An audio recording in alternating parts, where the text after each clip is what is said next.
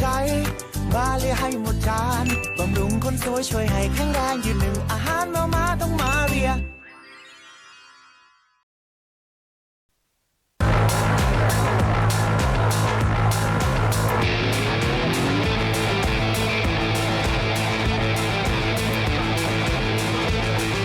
สนับสนุนโดยเริ่มต้นตรงจุดผลผลิตตรงใจ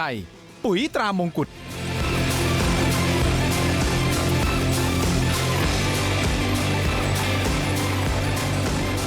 สวัสดีครับต้อนรับทุกท่านเข้าสู่รายการถกไปเถียงครับประเด็นที่ผมจะถกวันนี้เป็นกรณีของคุณกลอยที่เธอบอกว่าเธอถูกคุกคามจากหญิงสูงวัยท่านหนึ่งนะครับอย่างนี้ผมเล่าประเด็นสั้นๆก่อนเดี๋ยวจะฟังจากปากเธอเองนะครับว่าเรื่องราวมันเริ่มต้นยังไงกันแน่แล้วรายละเอียดต่างๆนะครับแต่เธอบอกว่าก่อนหน้านี้มีการลงทุนร่วมกับเพื่อนในการเปิดร้านอาหารถูกต้องไหมครับแต่ทำไปทำมาเพื่อนคนนี้ก็ขายหุ้นของตัวเองให้กับคุณปู่ซึ่งคุณปู่คนนี้ประมาณอายุ80แล้วนะครับให้คุณปู่มาถือหุ้นแล้วก็มาทำธุรกิจร่วมกันกับเธอแต่สุดท้ายครับคุณผู้ชมครับเธอถูกอดีตภรรยาของคุณปู่คนนี้มาฟ้องบอกว่าเธอเนี่ยแอบคบชู้กับคุณปู่เธอก็งงสิครับว่าจะไปแอบคบชู้อะไรตอนไหนยังไงเธอเองก็มีสามีแต่เรื่องที่น่าเศร้าคือเธอบอกนะครับว่าสามีเครียดมากอับอายมากเรื่องนี้สุดท้ายสามีก็เหม่อลอยแล้วก็ถูกไฟดูดเสียชีวิตเธอต้องสู้คนเดียวมาตลอดและล่าสุดก็ยังโดนคุกคามจากตำรวจอีกด้วยซึ่งตำรวจคนนี้เป็นตำรวจนอกพื้นที่ของบ้านของเธอนะครับแต่ตำรวจก็มาถึงที่บ้านได้หาจนเจอได้แล้วก็มาอ้างว่าเนี่ยเธอขับรถไปชนคนอื่นชนแล้วหนีก็เลยตามมาสุดท้ายขอหลักฐานต่างๆก็ไม่มีและมารู้ที่หลังนะครับว่าตำรวจคนนี้มาเพราะอะไรไม่ใช่มาเรื่องของรถครับเดี๋ยววันนี้มาฟังจากปากเธอทั้งหมดนะครับผู้เสียหายมาในรายการนะครับคุณกลอยนะครับมาพร้อมกับผู้ร่วมก่อตั้งเพจสายไหมต้องรอดคุณนิรันดร์เกงแงวครับสวัสดีทั้งสองท่านครับสวัสดีครับ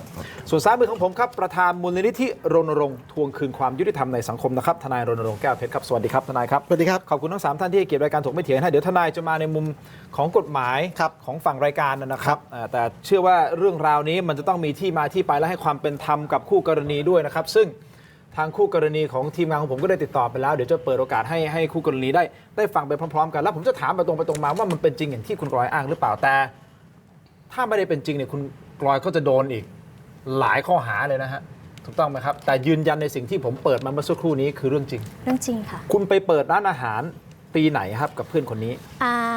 เริ่มก่อสร้างปี59ค่ะจนถึงปี60พื้นที่ไหนอยู่ในพื้นที่จังหวัดเมืองทองธานีค่ะอ๋ออยู่ที่กรุงเทพเมืองทองธานีใช่โอเคเปิดตั้งแต่ปีปี60ค่ะขายอาหารอะไรพวกนี้ใช่ไหมเป็นร้านอาหารคาเฟ่ค่ะโอเคทำกับเพื่อนคนนี้คือเป็นเพื่อนสนิทเหรอคือขอแก้นิดนึงเป็นพี่สาวของคุณปู่หมายถึงว่าคนนี้ใช่ค่ะคือร่วมหุ้นเนี่ยกับพี่สาวของคุณปู่มาก่อนซึ่งตอนนั้นหนูยังไม่รู้จักคุณปู่คนนี้จากเพื่อนไม่ใช่เพื่อนเป็นพี่สาวเป็นพี่สาวของคุณปู่เข้ามาร่วมหุ้นกับเราค่ะอ๋อเป็นพี่สาวเหรอค่ะโอเคแล้วก็ด้วยการที่ลงทุนเยอะพี่สาวของคุณปู่เนี่ยเขาไม่ไหวแล้วไปรู้จักเขาได้ยังไงคือคุณแม่รู้จักกันมาก่อนอ๋อโอเครู้จักก็คือตัวหนูเองหนูจะทำร้านอาหารซึ่งเขาด้วยอายุเยอะเขาก็เลยเหมือนกับมาขอหุ้นด้วยอ๋อก็คือเหมือนอย่างน้อยก็มีเงินมีรายได้เข้ามาโดยให้เราเป็นคนบริหารอะไรอย่างนี้ประมาณนี้ใช่ค่ะโอเคหนูก็พอลงทุนไปแล้วมันบานปลายเขาก็เลยบอกขอเปลี่ยนหุ้นให้เป็นน้องชายเขาแทนก็คือคุณปู่ที่เป็นต้นเรื่องของปัญหาทั้งหมดนี้นะฮะพอคุณปู่ก็เลยมาถือหุ้นนานไหมฮะหลังจากที่เปิดไปแล้วไม่เท่าไหร่เองค่ะยังไม่ถึงเดือนเลยค่ะอ๋อไม่ถึงเดือนเลยเปลี่ยนเลยค่ะคือเขาอย่างนี้ค่ะสัญญาเนี่ยเขาให้เราสร้างก่อนแล้วมาทำสัญญาตอนเปิดก็คือหนูก่อสร้างมาประมาณ1ปีก็คือประมาณปี59แล้วช่วงระหว่างที่สร้างเนี่ยทุนมันหมดของคุณหุ้นนะคะหมดพอช่วงเปิดร้านเนี่ยเขาก็เลยเปลี่ยนกันเลยอ๋อก็คือไปเปลี่ยนหุ้นแล้วคุณปู่เข้ามาดูมาไม่ค่ะคือจะเป็นตัวหนูทั้งหมดอ๋อแค่เปลี่ยนชื่อใช่ค่ะคือในร้านหนูจะบอกแบ็คกราวด์ร้านคือมีหนูมีน้องสาวเป็นผู้จัดการร้านคุณพ่อหนูเองเป็นคนดูแลในร้านคุณปู่จะมีหน้าที่แค่รับปันผลโอเคเหมือนคล้ายๆหุ้นลมอะไรประมาณนั้นคือแบบว่าก็คือลงเงินนะแต่บริหารเธอจัดการนะแล้วถึงเวลาปุ๊บมาแบ่งปันผลกันอย่างนี้โอเคก็มีปัญหาอะไรแล้วเริ่มมีปัญหาตอนไหนก็คืออยู่ วันก่อนที่จะเปิดร้าน คุณย่าคนเนี้ยเขามาที่ร้านมาถามหาหนู หนูก็คือตอนนั้นหนูไม่อยู่ร้านคุณพ่อหนูอยู่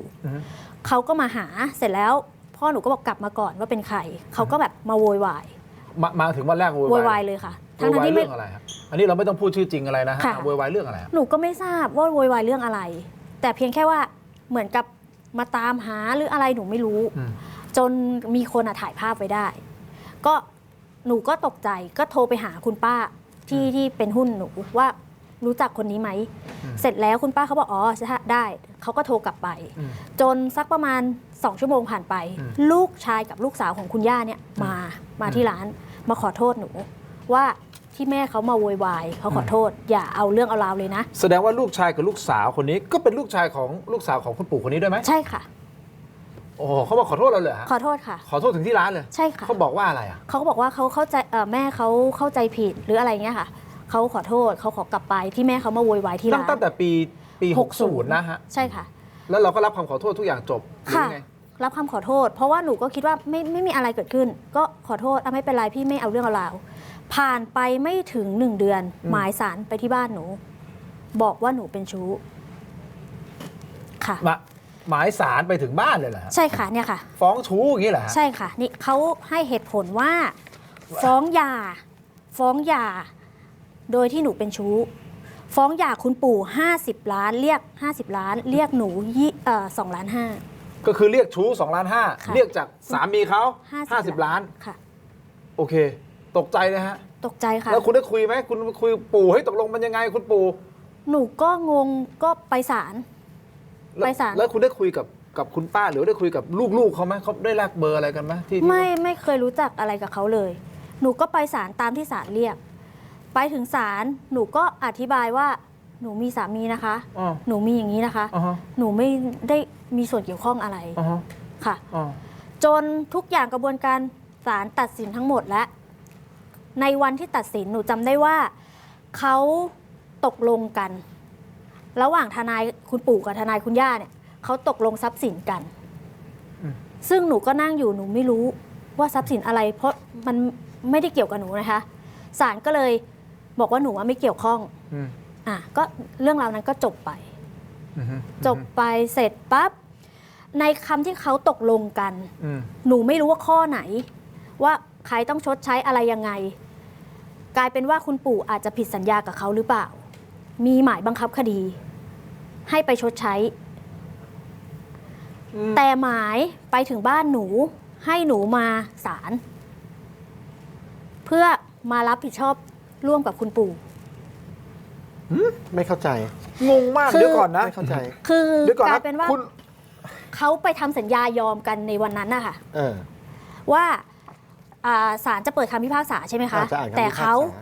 ไปยอมกันก่อนว่าทรัพย์สินตรงนี้จะแบ่งกันยังไงอะไรอย่างเงี้ยค่ะซึ่งตัวหนูไม่เกี่ยวคุณไม่เกี่ยวตั้งแต่ต้นอยู่แล้วเป็นจำเลยที่2ไงก็ร่วมกันที่ถูกฟ้องตั้งแต่ทีแรกเป็นจำเลยที่2ได้เซ็นชื่ออะไรกับเขาไหมเซ็นตรงนี้แหละที่เป็นประเด็นว่าไปเซ็นรับไงคือเซ็นรับเหรอไปเซ็นว่าคือไปเซ็นแค่มาศาลมารับทราบข้อกล่าวหามารับทราบข้ออันเนี้ยค่ะซึ่งอันนี้หนูก็ให้ดูก่อนว่าหนูเซ็นตอนที่หนูอ่านทั้งหมดเลยแต่พอหนูอ่านเสร็จแล้วมันมีตัวหนังสือที่จำเลยที่2อันนี้คือหนูแค่ว่าเป็นจำเลยที่2หนูแค่สงสัยในตัวหนูเพราะหนูไม่รู้กฎหมายเนาะเนี่ยแล้วเขาก็มาให้หนูเซ็นกำกับทีหลังแต่ตอนที่พิมพ์หนูอ่านหมดโดยที่ไม่มีปากกาที่เขียนว่าจำเลยที่2เนี่ยนะใช่ค่ะมาเพิ่มเอาที่หลังเหรอมาเพิ่มแล้วก็ให้หนูเซ็นทนายดูนิดนึงคุณผู้ชมเขาชมรายการอยู่คือเข้าใจอย่างนี้เข้าใจว่าน่าจะฟ้องมา2 คนเพราะว่าจำเลยมี2 คนก็เลยต้องบันทึกว่าเป็นจำเลยที่2เราก็เซ็นไปใช่ไหมค่ะถ้าเซ็นไปก็มีผลผูกพันดิค่ะเซ็นไปโดยไม่รู้ก็อ้างไม่ได้เห็นว่าเขาตกลงกันได้แล้วมันอ้างไม่ได้เนาะในศาลนะจะต่อเลยครับต่อเลยคือเอาเป็นว่าเขาประเด็นนี้มันจบเพราะว่าเขาก็ไปร้องต่อศาลอีกว่าเขาไม่มีส่วนเกี่ยวข้องเขาก็ทำใบปลดอีกจำเลยที่2ให้คือปลดแล้วใช่ไหมใช่ค่ะก็คือหนูไปจบหลังจากนั้นก็มีหมายศาลไปหาหนูอยู่เรื่อยๆหนูก็ไปหาศาลบอกว่าหนูไม่มีส่วนเกี่ยวข้องกับคดีนี้นะศาลก็เมตตาเอาไปถามคุณย่าเนี่ยค่ะกับลูกชายว่า เขาไม่มีส่วนเกี่ยวข้องเอาเขาออกจากคดีได้ไหมเขายักหน้าแล้วเขาก็เซ็นหนูมีใบมา ก็คือกรณีนี้เป็นกรณีว่าไปตกลงกันหลังจากยอมความในศาลมันก็ตกลงนอกศาลได้อีกไงถ้าเขายินยอมเขาคงจะไปคุยกันก็เลยให้ทางนี้พ้นออกไปคราวนี้หนูก็หลุดจากคดีนั้นแล้วก็คือมันควรจะจบตั้งแต่ตอนนั้นแล้วใช่ค่ะแต่ไม่จบก็ค่ะนั่นสิทำไมไม่จบเขาก็มีหมายไปอีกหนูก็เลยต้องจ้างทนายความไปบอกกับศาลว่าหมายไปเรื่องก็ให้หนูมาเคลียร์เรื่องทรัพย์สินอันนี้อีกอะค่ะยังไงนะจะฟ้องอยู่นั่นแหละก็คือจะเอาเงินคือเขาฟ้องกันไปฟ้องกันมาแล้วเขาก็มีหมายว่าไอ้ใบที่2เขาฟ้องเรื่องอะไรให้มันบังคับคดีว่าทรัพย์สินที่เขาอาจจะตกลงกันก่อนหน้านี้ปรากฏว่าเหมือนไม่ได้เคลียร์กันเหมือนไม่ได้เป็นไปตามที่เขาตกลงกันไว้สุดท้ายเขาก็ต้องฟ้องไงบังคับคดีก็ฟ้องคนนี้ไงว่าคุณก็มีส่วนเกี่ยวข้องด้วยอย่างนี้ใช่ไหมว่าให้มันชดใช้ค่าเสียหายค่ะประมาณนั้นเขาบอกว่าหนูเป็นจำเลยที่2หนูก็ต้องจนหนูไปขอให้ทนายยื่นต่อศาลจนปลดยกหนูออกจากคดีนี้ทั้งหมดก็ทนทุกข์ทรมานมาหลายปีแหละกว่าจะปลดค่ะแต่มันยังไม่จบอยู่ครับคือกลายเป็นว่าหนูก็ฟ้องกลับเป็นคดีอาญาที่เขาไปเบิกความเท็จศาลก็ตัดสินให้หนูชนะโดยการที่เขาได้รับโทษ2 ปีครับแล้วเราลงอาญาเขาก็อุทธรณ์หนูก็ชนะศาลอุทธรณ์ครับมาประเด็นเบิกความเท็จเลยเหรอใช่ค่ะเบิกความเท็จเพราะเขาบอกว่าคนนี้เป็นพยานหลักฐานเพราะเขาบอกคนนี้เป็นชู้ไงก็หลักฐานปลอมทั้งนั้นคือเนี่ยหลักฐานพวกนี้เขาเอาภาพนี้นักสืบไปสืบว่าถ่ายรูปโชว์นะเห็นอยู่แล้วแค่นี้มันแล้วนี่คือเขาบอกเขาอ้างว่านี่คือคุณค่ะใช่แล้วมันใช่ไหมคืออันนี้มันเราปะไม่ใช่ค่ะอันนี้ค่ะให้พี่ดูคนนี้คือน้องคนเป็นรุ่นน้องที่ร้านโอเคคนละคนนะนี่นะคุณผู้ชมครับภาพที่เราขึ้นหน้าจอตอนนี้ก็คือภาพที่เขาอ้างว่าคนในภาพเป็นคุณกลอยแต่คุณกลอยก็ขึ้นศาลแล้วก็ไปยืนยันว่าไม่ใช่หนูแล้วศาลท่านก็เห็นว่าไม่ใช่หนูถูกต้องไหมฮะเพราะฉะนั้นไอ้นี่มันคือเบิกความเท็จใช่ฟ้องถูกไหมแล้วคุณก็เลยฟ้องเขาเบิกความเท็จสุดท้ายพอเบิกความเท็จเสร็จปุ๊บเขาโดนตัดสินว่าเบิกความเท็จจริงก็โดนลงโทษ2 ปีรอลงอาญามันควรจะจบแล้วแต่ไม่จบคุณผู้ชมฮะไม่จบอย่างไรเดี๋ยวผมขออนุญาตพักสักครู่นะครับและที่สำคัญนะฮะคุณป้าสวยนะเป็นนามสมมุตินะฮะคุณผู้ชมเป็นคู่กรณีที่ตอนนี้ถูกพาดพิงเป็นคู่กรณีอยู่ตอนเนี้ยเป็นนามสมมุติป้าสวยฟังอยู่ในสายนะครับป้าสวัสดีครับป้าได้ยินไหมครับได้ยินค่ะเดี๋ยวป้าเดี๋ยวผมขออนุญาตพักสักครู่เดียวช่วงหน้าอยากจะฟังจากเวอร์ชันป้าถ้าป้าสะดวกนะครับในการอธิบายนะฮะป้านะครับยังไงเดี๋ยวอยู่กันไปก่อนนะครับคุณผู้ชมเดี๋ยวพักสักครู่ครับช่วงหน้ากลับมาติดตามเรื่องราวนี้กันต่อครับสักครู่เดียวครับ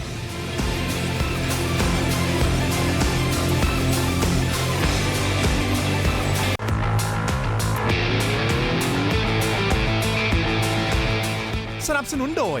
เริ่มต้นตรงจุดผลผลิตตรงใจปุ๋ยตรามงกุฎกลับมากันต่อนะครับรายการถกไม่เถียงยังอยู่กับคุณกลอยนะครับคุณนิรันดร์แล้วก็ทนายรณรงค์นะครับและที่สำคัญนะครับคุณสวยยังอยู่ในสายนะครับคุณสวยครับพี่สวยครับโทษนะคะพอดีเป็นหวัดอยู่ค่ะไม่เป็นไรครับอย่างนี้นะคุณสวยเดี๋ยวผมฟังเรื่องราวจากคุณกลอย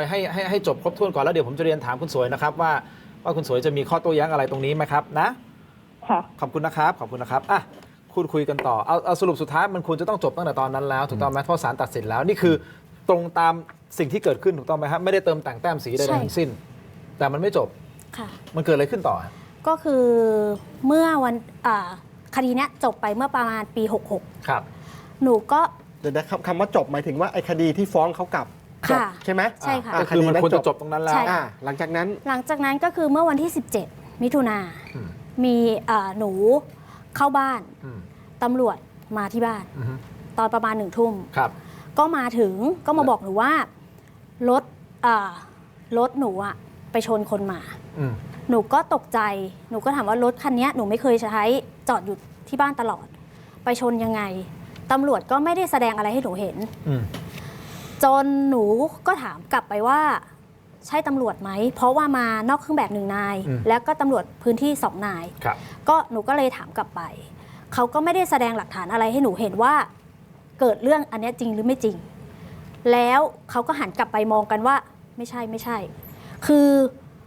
ไม่ได้โฟกัสที่รถโฟกัสที่ตัวหนู ถามหนูว่าชื่ออะไรแล้วอยู่กับใครอยู่กี่คนบ้านหลังนี้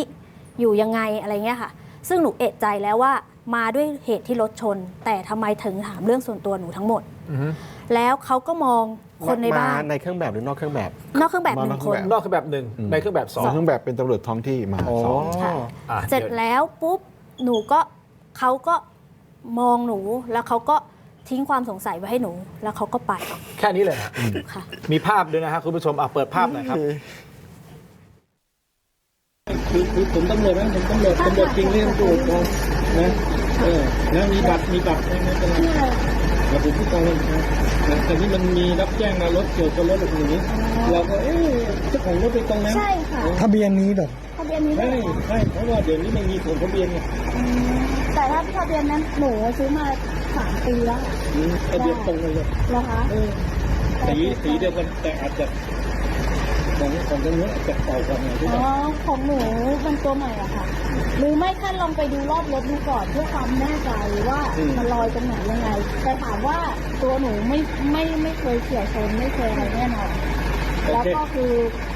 ดูหลักฐานการเคลมประกันอะไรไม่ได้ ยังไงก็ทางนี้เป็นเจ้าของใช่ไหม ใช่แล้วหนูถามหน่อยแล้วรู้ได้ไงว่าบ้านนี้ เราก็ไล่กล้องมันไงถ้าคุณคิดว่าไม่ได้ให้ใครยืนโอเคไม่เป็นไรผมจะไปดูรถคันนั้นว่าตกลง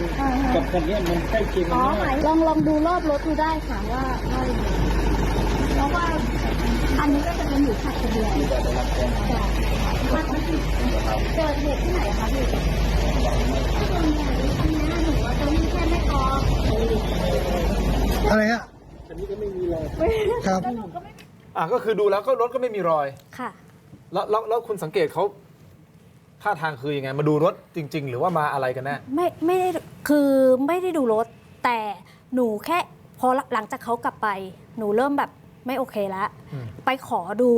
กล้องวงจรปิดในหมู่บ้าน การแลกบัตรเข้าหมู่บ้าน มันพีคสุดตรงที่ว่าเขาแลกบัตรเข้ามาโดยเจาะจงมาบ้านหนูโดยเฉพาะ แล้วมาเฝ้าหนูตั้งแต่บ่าย 3 ฮะเข้ามาตั้งแต่บ่าย 3อะฮะ ค่ะ แล้วเจอหนูอีกทีหนึ่งตอน 1 ทุ่ม โอ้แสดงว่าท่านปฏิบัติหน้าที่อย่างแข็งขันมากเลยนะฮะว่าในเข้ามาเพราะว่าคุณไปเฉี่ยวใครมาไง ค่ะแต่หนูไม่ได้คิดอย่างนั้น หนูกลัวแล้วค่ะ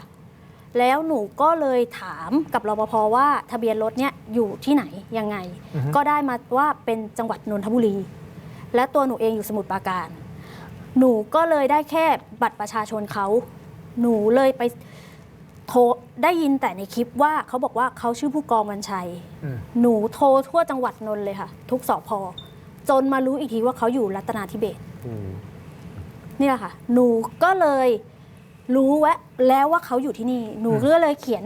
ขึ้นไปปรึกษาท่านรองผู้กำกับ ครับ ขอร้องเรียนว่าเขามาทำไม ขอให้เป็นรายงานออกมา แล้วมีรายงานไหมครับ มีค่ะ คุณผู้ชมครับมีรายงานออกมาเอาขึ้นมาดูเลยนะฮะเดี๋ยวก่อนที่จะเปิดโอกาสให้กับคุณสวยได้อธิบายในมุมของเขานะครับซึ่งเราไม่รู้นะเรื่องนี้เกี่ยวข้องกับเขาหรือไม่เกี่ยวนะเพียงแต่ว่าสิ่งนี้คือสิ่งที่คุณกลอยเจอ ค่ะ หลังจากเรื่องราวต่างๆนานานะครับคุณผู้ชมครับนี่ฮะเป็นรายงานนี่นะครับก็บอกก็ผมได้รับร้องขอจากนะครับจุดก็คือป้าสวยนะครับโดยผ่านนายปรีชาซึ่งเป็นเพื่อนของตนเอง โดยวันที่เกิดเหตุตนได้รับการบอกเล่าจากป้าสวยอดีตภรรยาของลุงนะที่เป็นคู่กรณีใช่ไหมว่าได้ไปติดพันนางสาวพรพิมลหรือคุณกลอยไม่ทราบนามสกุลนะครับกับผมจึงได้เดินทางไปตรวจสอบ เมื่อไปถึงในพื้นที่ดังกล่าวได้ประสานตำรวจในพื้นที่ซึ่งเข้าเวร20ในขณะนั้นชื่อร้อยตำรวจโทจุดๆอะไรก็ว่าไปจนสุดท้ายมาเจอคุณกลอยนะฮะที่หมู่บ้านใช่ไหมแล้วก็เข้ามาแล้วก็มาพูดคุยถูกต้องไหมครับเพื่อขอตรวจสอบบัตรประชาชนซึ่งขนาดเข้าใกล้ชายบุคคลดังกล่าวทำให้มองเห็นได้ชัดว่าชายคนดังกล่าวไม่ใช่บุคคลตามหมายจับแต่อย่างใดเขามีหมายจับด้วยเหรอเขาแสดงหมายจับปะ ไม่แสดง ไม่ อะไร มีก็ผมจึงได้สะกิดร้อยตำรวจโทสวรรค์นะครับบอกว่ามันเป็นว่าบิดเบือนไปเรื่องเหตุรถเฉี่ยวชนแล้วกันแล้วหลบหนีแล้วกันบอกว่าทะเบียนคล้ายๆกันโดยประมาณนี้ใช่ไหมเขาอธิบายโดยถามว่าใช้มานานหรือยังเคยให้บุคคลยืมใช้หรือไม่กับผมได้ทำทีไปเดินดูรอบรถกระบะคันดังกล่าวว่ามีรอยเฉี่ยวชนหรือไม่แล้วก็เดินกลับมาแจ้งว่าอาจจะโดนสวมทะเบียนจึงได้ขอโทษขอโพยกันไปและได้ขอตัวกลับเฮ้ยอย่างนี้เลยเหรอมิได้ทำการ ละเมิดกักขังหน่วงเหนี่ยวทำร้ายร่างกาย หรือบุกรุกเข้าไปในเคหสถานในยามวิการแต่อย่างใดกับผมขอรับผิดทุกประการที่ออกปฏิบัติหน้าที่นอกเขตรับผิดชอบ โดยไม่ได้แจ้งผู้บังคับบัญชาหรือได้รับอนุญาต และมิให้เกิดและจะไม่ให้เกิดเหตุการณ์ดังกล่าวขึ้นอีกจึงเรียนมาเพื่อโปรดทราบลงชื่อ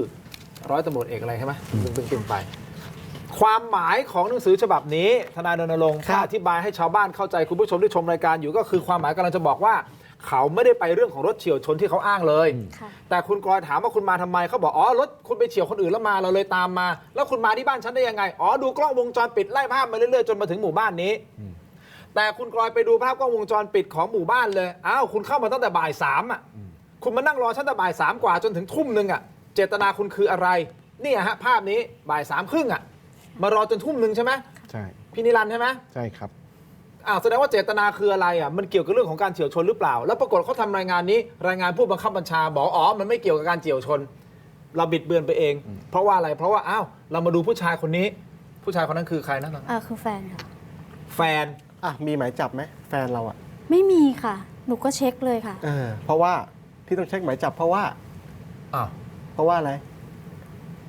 เขาคิดว่าเป็นคุณปู่ไหมคะหนูไม่แน่ค่ะคือเอาเป็นว่าถ้าตามที่เขารายงานมานะคุณนิรันดร์ความหมายคือตำรวจกำลังจะบอกว่าได้รับรายงานได้รับแจ้งใช่ไหมว่ามีผู้ชายคนหนึ่งคุณปู่นี่แหละไปอยู่บ้านหลังนี้ให้ไปดูหน่อยว่าใช่หรือเปล่าแค่นั้นเองภาษาชาวบ้านง่ายๆใช่ไหมแต่เขาอ้างกับตำรวจว่ามาติดพันใช้คำว่ามาติดพันหนูมาติดพันนางสาวพรพิมลเลยให้มาบ้านหลังนี้ซึ่งคุณก็เคลียร์คดีไปเรียบร้อยก่อนหน้านี้แล้วถูกต้องไหมฮะใช่ไหมคุณนิรันดร์ตรวจสอบแล้วยังไงฮะเรื่องนี้ก็มันก็พีคเกินพีคเพราะจริงๆพอเรื่องนี้ที่ฟังทีแรกเนี่ยผมนึกว่ามันจะจบในเรื่องของที่เขาถูกยกจำเลยออกไปแล้วอะไรเงี้ยแล้วก็ฟ้องชนะแล้วไม่จบพอไม่จบมาถึงที่ตำรวจเนี่ยอันนี้พี่ตำรวจเนี่ยผมน่าจะหลายเรื่องเลยถ้าจริงๆแล้วเขาเพิ่งไปซื้อบ้านอยู่นะหมู่บ้านนี้เพิ่งซื้อได้2 เดือนไม่ได้รู้ใหม่ๆอยู่เลยเพิ่งจะได้เข้าไปอยู่ถามว่าคุณไปรู้ทะเบียนราษฎร์เขาได้ยังไงคุณเข้าไปรู้ทะเบียนราษฎร์เขาได้ยังไงคุณเอาหน้าที่ตัวเองไปสืบค้นประวัติทะเบียนราษฎร์เขาไหมกับทะเบียนราษฎร์มันมีเลขบัตรประชาชนถ้าเขามีหมายจับผมจะไม่ว่าไงมันไม่ควรจะเช็คผิดถูกไหมทะเบียนบ้านมันมีเลขบัตรมันมีเลขหมายจับก็มีเขาเพิ่งไปอยู่ได้2 เดือนเพิ่งไปเป็นเจ้าบ้านที่นั่นเอางี้ดีกว่าทนายหมายจับมีจริงหรือเปล่าอันนี้หนูไม่ทราบนี่ไงเขาอ้างว่ามีหมายจับไหมตำรวจที่ไปเขาอ้างว่ามันมีหมายจับถ้ามีมันต้องแสดงให้เห็นแล้วพี่ไม่ใช่แค่แสดงบัตรยื่นอย่างนี้ผมเป็นตำรวจพี่ไปอ่านตรงท่าบรรทัดสุดท้ายก็ได้ผมยอมรับผิดทุกประการคือมันไปต่อไม่ได้ไงเราก็เลยไม่รู้ว่าเขาเอาหน้าที่ของเขาไปทำโดยมิชอบหรือไม่หลายๆเรื่องเอาอย่างนี้นะคุณผู้ชมครับเรื่องราวอย่างนี้เพื่อความเป็นธรรม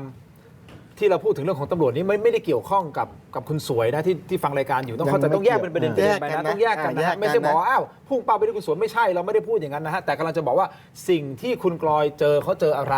ตั้งแต่ปี 2560 ยาวๆจนมาล่าสุดนี่แหละที่เขารู้สึกเขาไม่ปลอดภัยแล้วมีตำรวจมาถึงที่บ้านแล้วมันจะเกี่ยวข้องหรือเปล่าไม่รู้แล้วก็ไม่ได้บอกด้วยว่ามันเกี่ยวข้องแต่กำลังบอกว่าเขา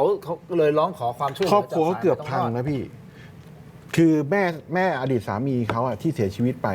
ไม่เชื่อเขานะคิดว่าเขาไปมีชู้จริงๆนะจนบ้านเขาลูกเขาเนี่ยต้องทรมานขนาดที่ว่าต้องมาทนรับว่าแม่ไปมีชู้กับ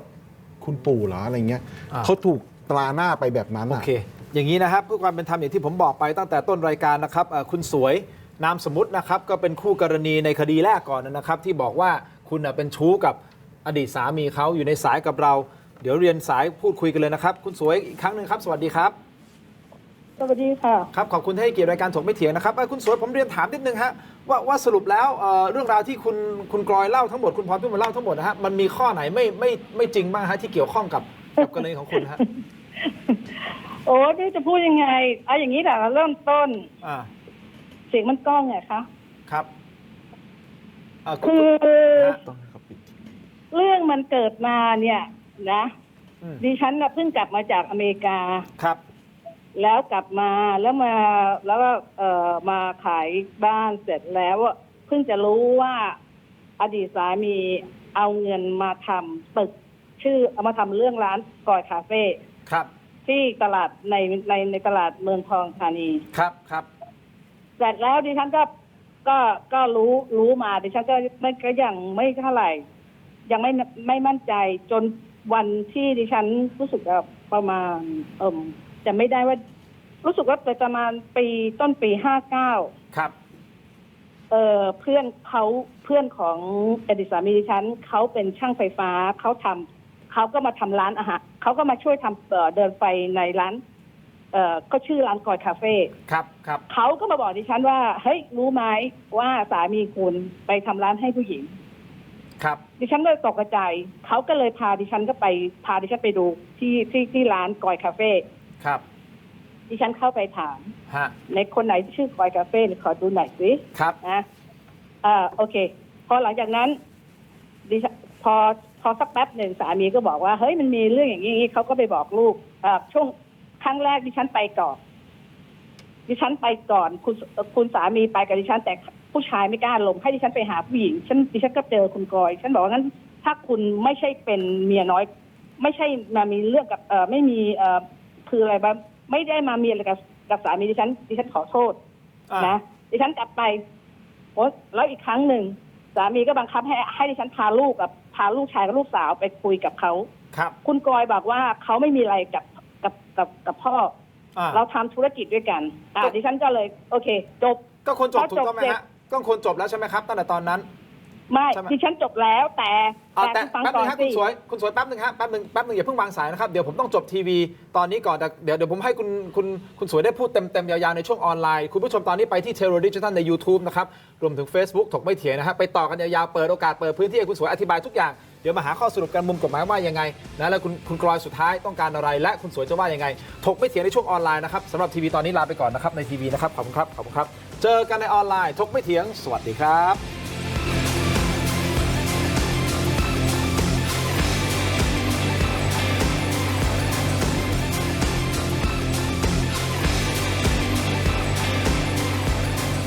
กลับมากันต่อในรายการถกไม่เถียงในช่วงของออนไลน์นะครับอย่างนี้ฮะผมสรุปประเด็นสั้นๆก่อนที่จะให้คุณสวยได้สามารถที่จะอธิบายเต็มที่แบบไร้ขีดจำกัดให้คุณสวยเลยนะครับผมทวนประเด็นสั้นๆนิดนึงนะฮะคุณผู้ชมครับคุณกลอยนี่ปรับภาพกว้างมาคุณกลอยนั่งอยู่ในรายการตอนนี้นะครับคือเขาบอกว่าตั้งแต่ปี60จนถึงตอนนี้เธอทนทุกข์ทรมานกับเรื่องราวต่างๆที่เกิดขึ้นในชีวิตเอาเรื่องแรกก่อนนะครับเธอบอกว่าเธอถูกกล่าวหาว่าเป็นชู้กับสามีคนอื่นซึ่งคุณสวยเองนะครับก็คืออดีตภรรยาของสามีคนนี้ที่มากล่าวหาเธอว่าเธอเป็นชู้ก็มีการฟ้องร้องกันนะครับสุดท้ายนะทางด้านของคุณกลอยก็ทนไม่ไหวต้องปกป้องศักดิ์ศรีตัวเองก็ไปฟ้องศาลว่าเนี่ยฝั่งของคุณสวยเนี่ยเบิกความเท็จฉันไม่ได้เป็นชู้ปรากฏว่าสู้คดีกันไปมาสุดท้ายศาลชั้นต้นศาลอุทธรณ์ก็ตัดสินลงโทษก็คือลงโทษคุณสวยนะมีโทษอันนี้คือตามคำสั่งศาลเลยนะก็คือจำคุก2 ปีแต่ให้รอลงอาญาไว้ก่อนถูกต้องไหมครับอันนี้คือ1เรื่องส่วนอีก1เรื่องครับล่าสุดเมื่อเดือนมิถุนายนที่ผ่านมาเปิดภาพมาฮะมีตำรวจไปที่หน้าบ้านของเธอ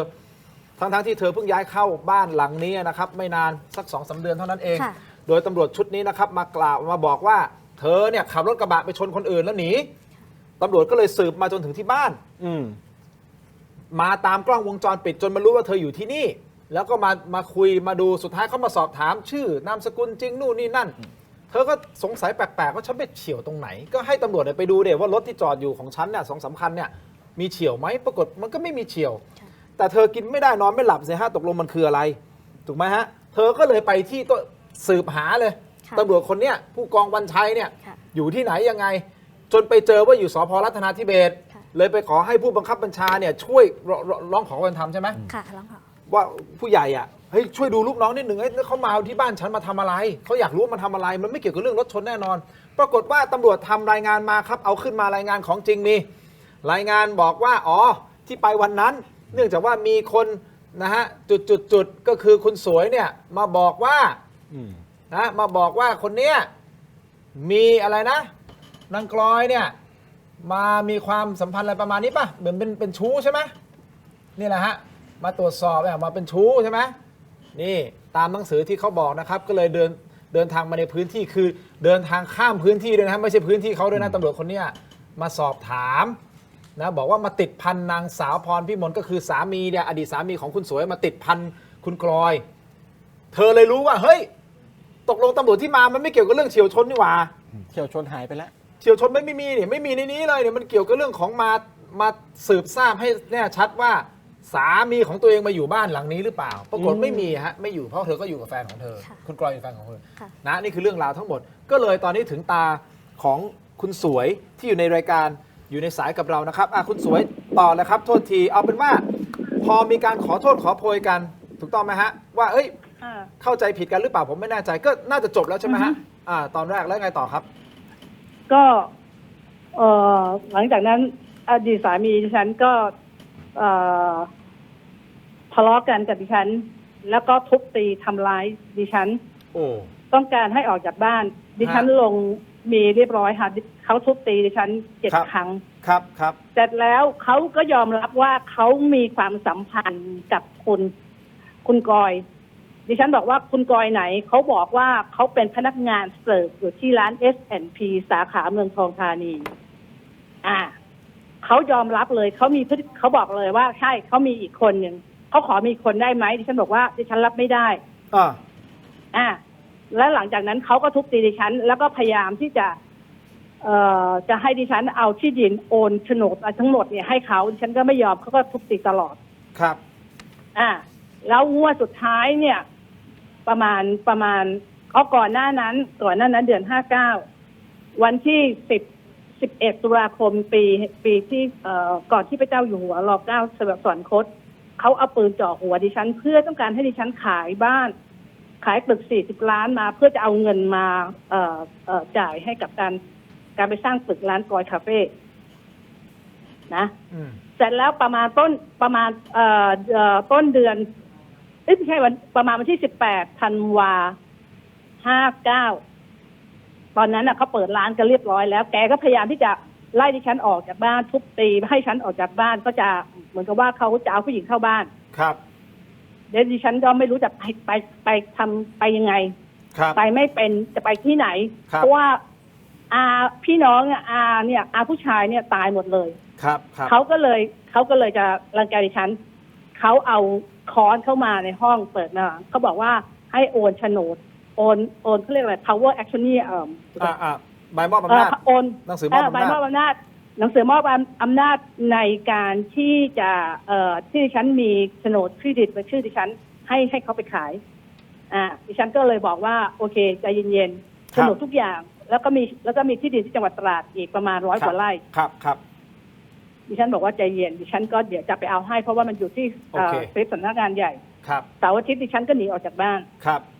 อันนี้พอหนีออกจากบ้านปั๊บ3 อาทิตย์เขาก็เปลี่ยนกุญแจบ้านโดยที่ให้ลูกไม่ให้ลูกเข้าบ้านนี่คือเขาไล่ลูกออกจากบ้านเพื่อต้องการให้ลูกโอนที่ดินที่เป็นตึกอยู่ที่เป็นตึกในหมู่บ้านพฤกษาเมืองทองธานีลูกก็ไม่ยอมเพราะว่าเงินตรงนั้นดิฉันเป็นคนซื้อให้ลูกเองจากขายตึกมา40 ล้านเขาก็อยากได้ตึกตรงนั้นหลังจากนั้นมาเนี่ยพอฟ้องมาเนี่ยถามว่าคุณพรพิมลก็สู้ก็ไม่นั่นไปเอาอย่างนี้เพราะว่าเขาเองตอนที่ขึ้นศาลถ้าสมมุติว่าอยู่แน่จริงอยู่ก็ให้สามีอยู่ขึ้นศาลด้วยสิว่าเป็นนั่นแต่เขาสามีเขาก็ไม่โชว์ไม่อะไรเลยเอางี้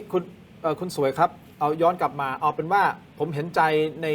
ที่คุณต้องโดนถูกทุบตีนะครับแล้วก็โดนบังคับเอาปืนจ่อหัวนี่เป็นสิ่งที่ไม่มีใครควรจะต้องโดนเรื่องนี้ก่อนนะครับผมเห็นใจในประเด็นนี้นะครับแต่ทั้งหมดที่คุณพูดมาครับผมถามนิดนึงครับว่าคุณกลอยเข้าไปมีส่วนเกี่ยวข้องอย่างไรกับเรื่องนี้แล้วคุณมีหลักฐานอะไรที่จะบ่งบอกได้ว่าเขาเป็นชู้กันนะครับเพราะว่าภาพคุณสุวิทย์เขาเป็นคนบอกดิฉันเพราะดิฉันไม่เคยรู้จักดิฉันไม่เคยรู้จักว่าคุณกอยอยู่ที่เป็นพนักงานเสิร์ฟที่ S&P ในเมืองทองเพราะดิฉันเองตรงนั้นดิฉันเป็นโรคซึมเศร้ากินยานอนอยู่กับบ้านเข้าใจครับแต่ประเด็นคือคุณไม่รู้จักแล้วหลักฐานต่างๆที่คุณจะนำขึ้นศาลในการฟ้องเขาอะครับมันมีหลักฐานอะไรบ้างที่บ่งบอกว่าชู้ของสามีคุณน่ะคือคุณกลอยอะครับคือดิฉันก็ให้ทนายเขาไปได้เขาก็ถ่ายรูปมาถามว่าดิฉันเจอคุณกลอยแค่ครั้ง 2 ครั้งดิฉันไม่สามารถที่จะจะจำหน้าเขาได้เพราะหน้าเขาเปลี่ยนแล้วก็ช่วงนั้นดิฉันกินยาดิฉันเป็นโรคซึมเศร้าโอเค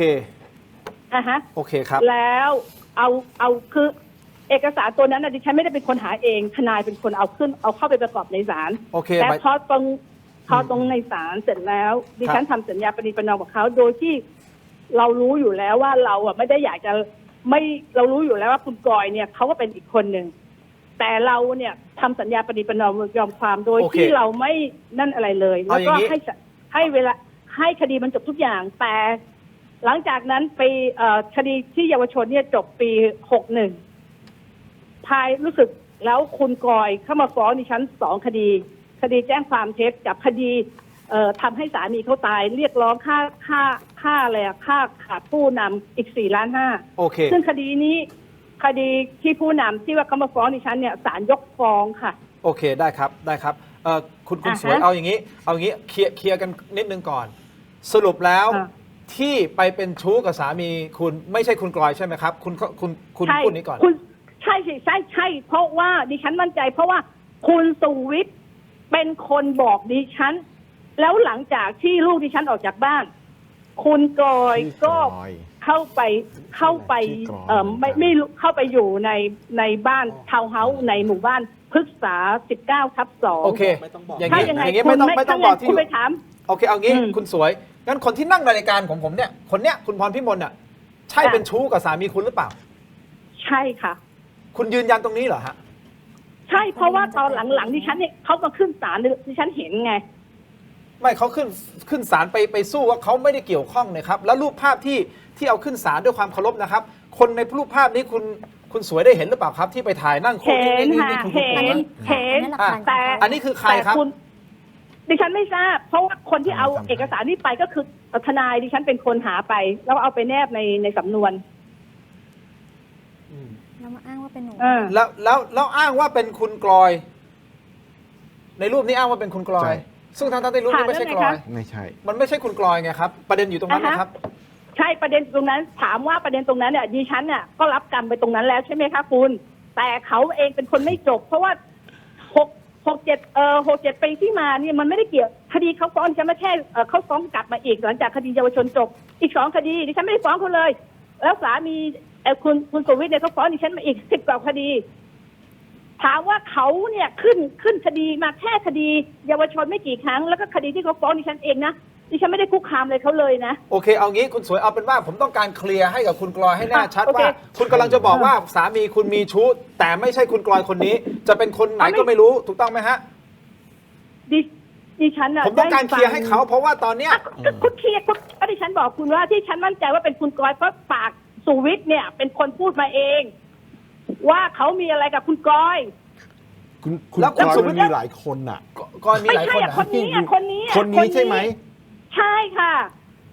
แล้วทำไมคุณถึงโดนศาลลงโทษว่าเบิกความเท็จนะฮะโอเคดิฉันจดทะเบียนสมรสในประเทศไทยแต่ไปหย่าที่อเมริกาปีไหนครับจดทะเบียนปีไหนครับจดทะเบียนปีไหนครับจดทะเบียนปี30แล้วหย่าปีไหนครับปี50ปี50ฮะหย่ากันตั้งนานแล้วก่อนที่จะมีเรื่องนี้อีกเหรอฮะใช่คุณฟังสิคะปี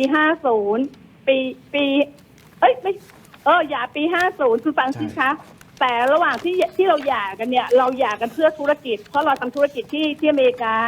เราไม่ต้องการให้ผ่านเรื่องสต็อกเสร็จแล้วหลังจากนั้นเราก็ยังอยู่ด้วยกันยังทำธุรกิจจะเปิดร้านอาหารที่เทนเนสซีทั้งฟลอริดาไปหมดโอเคแล้วพอกลับมาเมืองไทยดิฉันกลับมาเมืองไทยปี55ค่ะคุณแล้วกลับมาดิฉันก็ยังไม่ก็ยังอยู่ด้วยกันเราก็ไม่ได้มาแจ้งหย่าที่ประเทศไทยเพราะเขาก็บอกว่าถ้าจะเป็น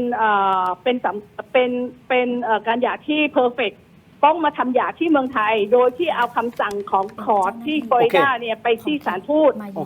แต่เราไม่ได้ทำแต่เขามาทำหลังจากที่ดิฉันยื่นศาลฟ้องศาลแล้วนะคะคุณโอเคแสดงว่าทาง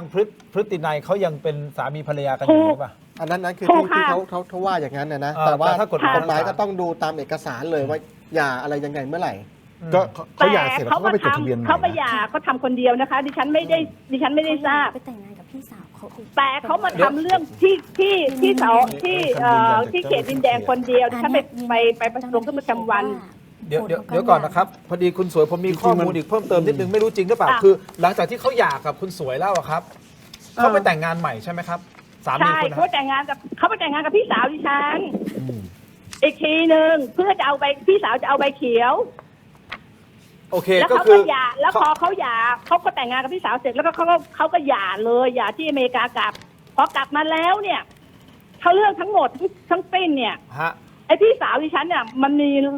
มาก็แบบเหมือนมาหึงหัวคุณกอยที่ไปมีอะไรกับคุณสวิทย์แค่นั้นละคุณ เคยเจอพี่สาวเหรอ เดี๋ยวโอเค อย่างนี้นะ เขา ฮะ ไปมีเรื่องกันเขาไปมีเรื่องกันใหญ่โตในหมู่บ้านนะคุณลองไปถามที่ในหมู่บ้านศึกษาสิคอนเน็กไนจี2อ่ะคอนเน็กไนจี2อ่ะเขารู้เรื่องดีระหว่างคุณกอยกับคุณลิลลี่อ่ะ อันนั้นอย่าเพิ่งไปพาดพิงถึงคนอื่นเอาเป็นว่าเอากรณีของตรงนี้ก่อนนะครับว่า นะคะ ที่เขา โอเค ถูกต้องไหมฮะคุณสวยที่เขามี เออ หลักฐานแล้วเป็นภาพที่คุณเอาไปยืนยันกับศาลถูกต้องไหมฮะแล้วศาลท่านก็ยกในคำที่เ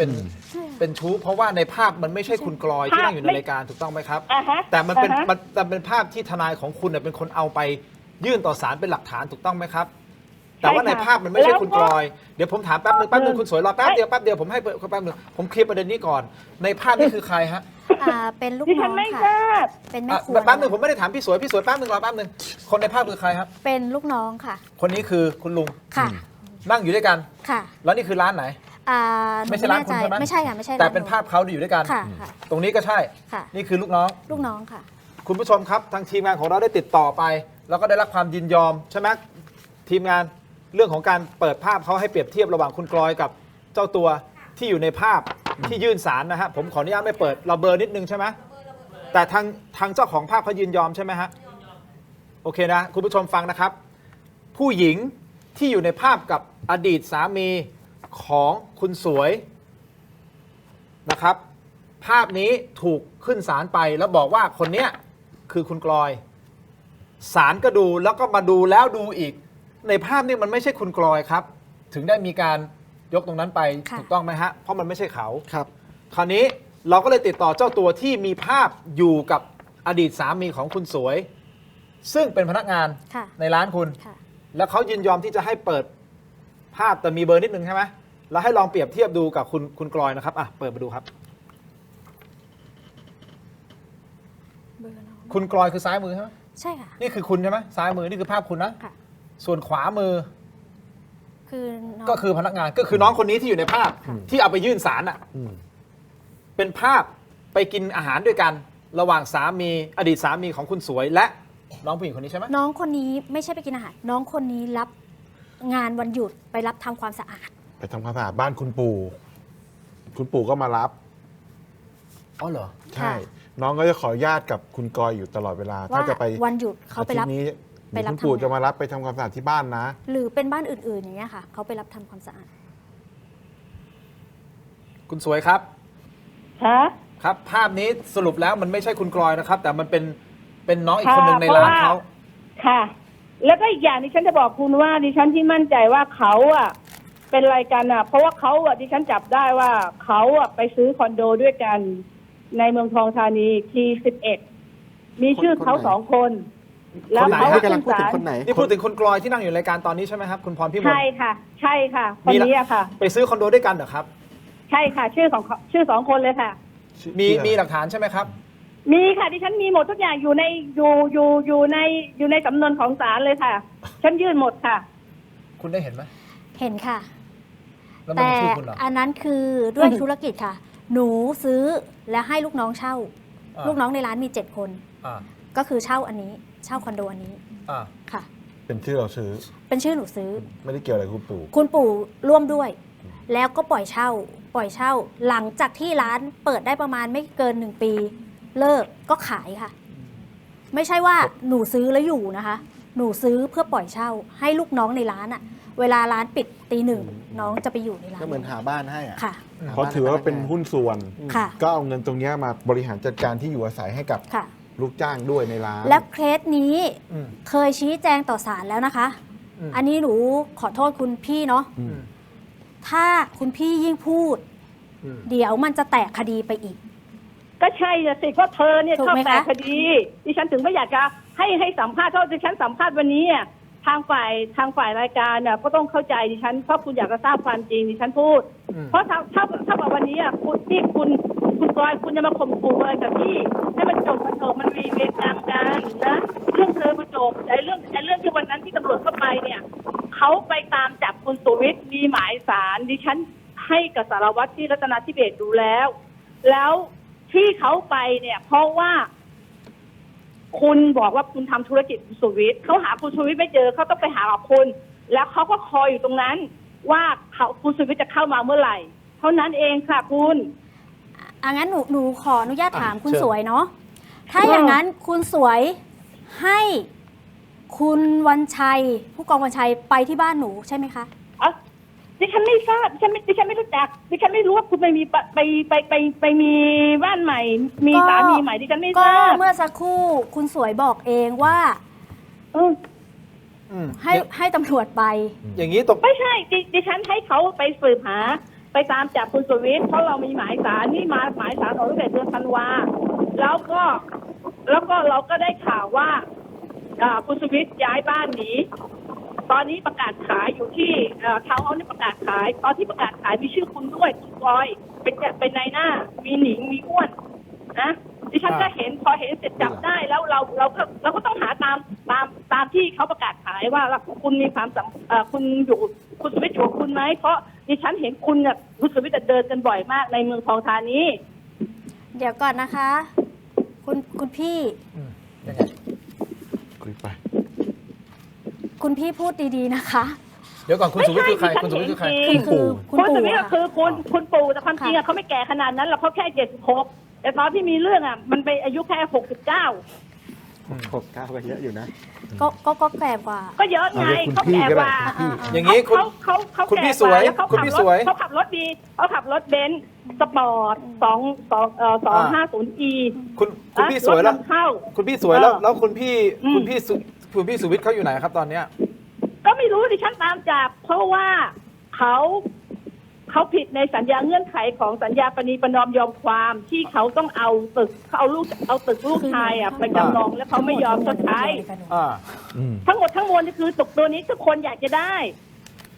โอเคคืออยากได้ตัวคุณสุวิทย์ใช่ไหมฮะตอนนี้ต้นเรื่องใช่แค่นั้นเองค่ะไม่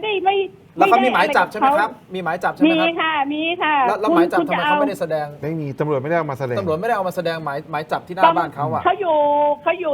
ในโทรศัพท์เขานั่นแหละค่ะหมายจับอยู่ในโทรศัพท์ครับได้ไหมก็ดิฉันเนี่ยเจอกับผู้กองดิฉันไม่ได้เจอผู้กองก็เราก็เนี่ยมีคนเขาส่งไลน์ไปให้แกตำรวจเพื่อแกไม่มีความมั่นใจแค่นี้ค่ะเพราะดิฉันต้องการศาลเนี่ยเดือนหน้าเนี่ยดิฉันต้องขึ้นศาลอีกโอเคเพราะว่าคุณ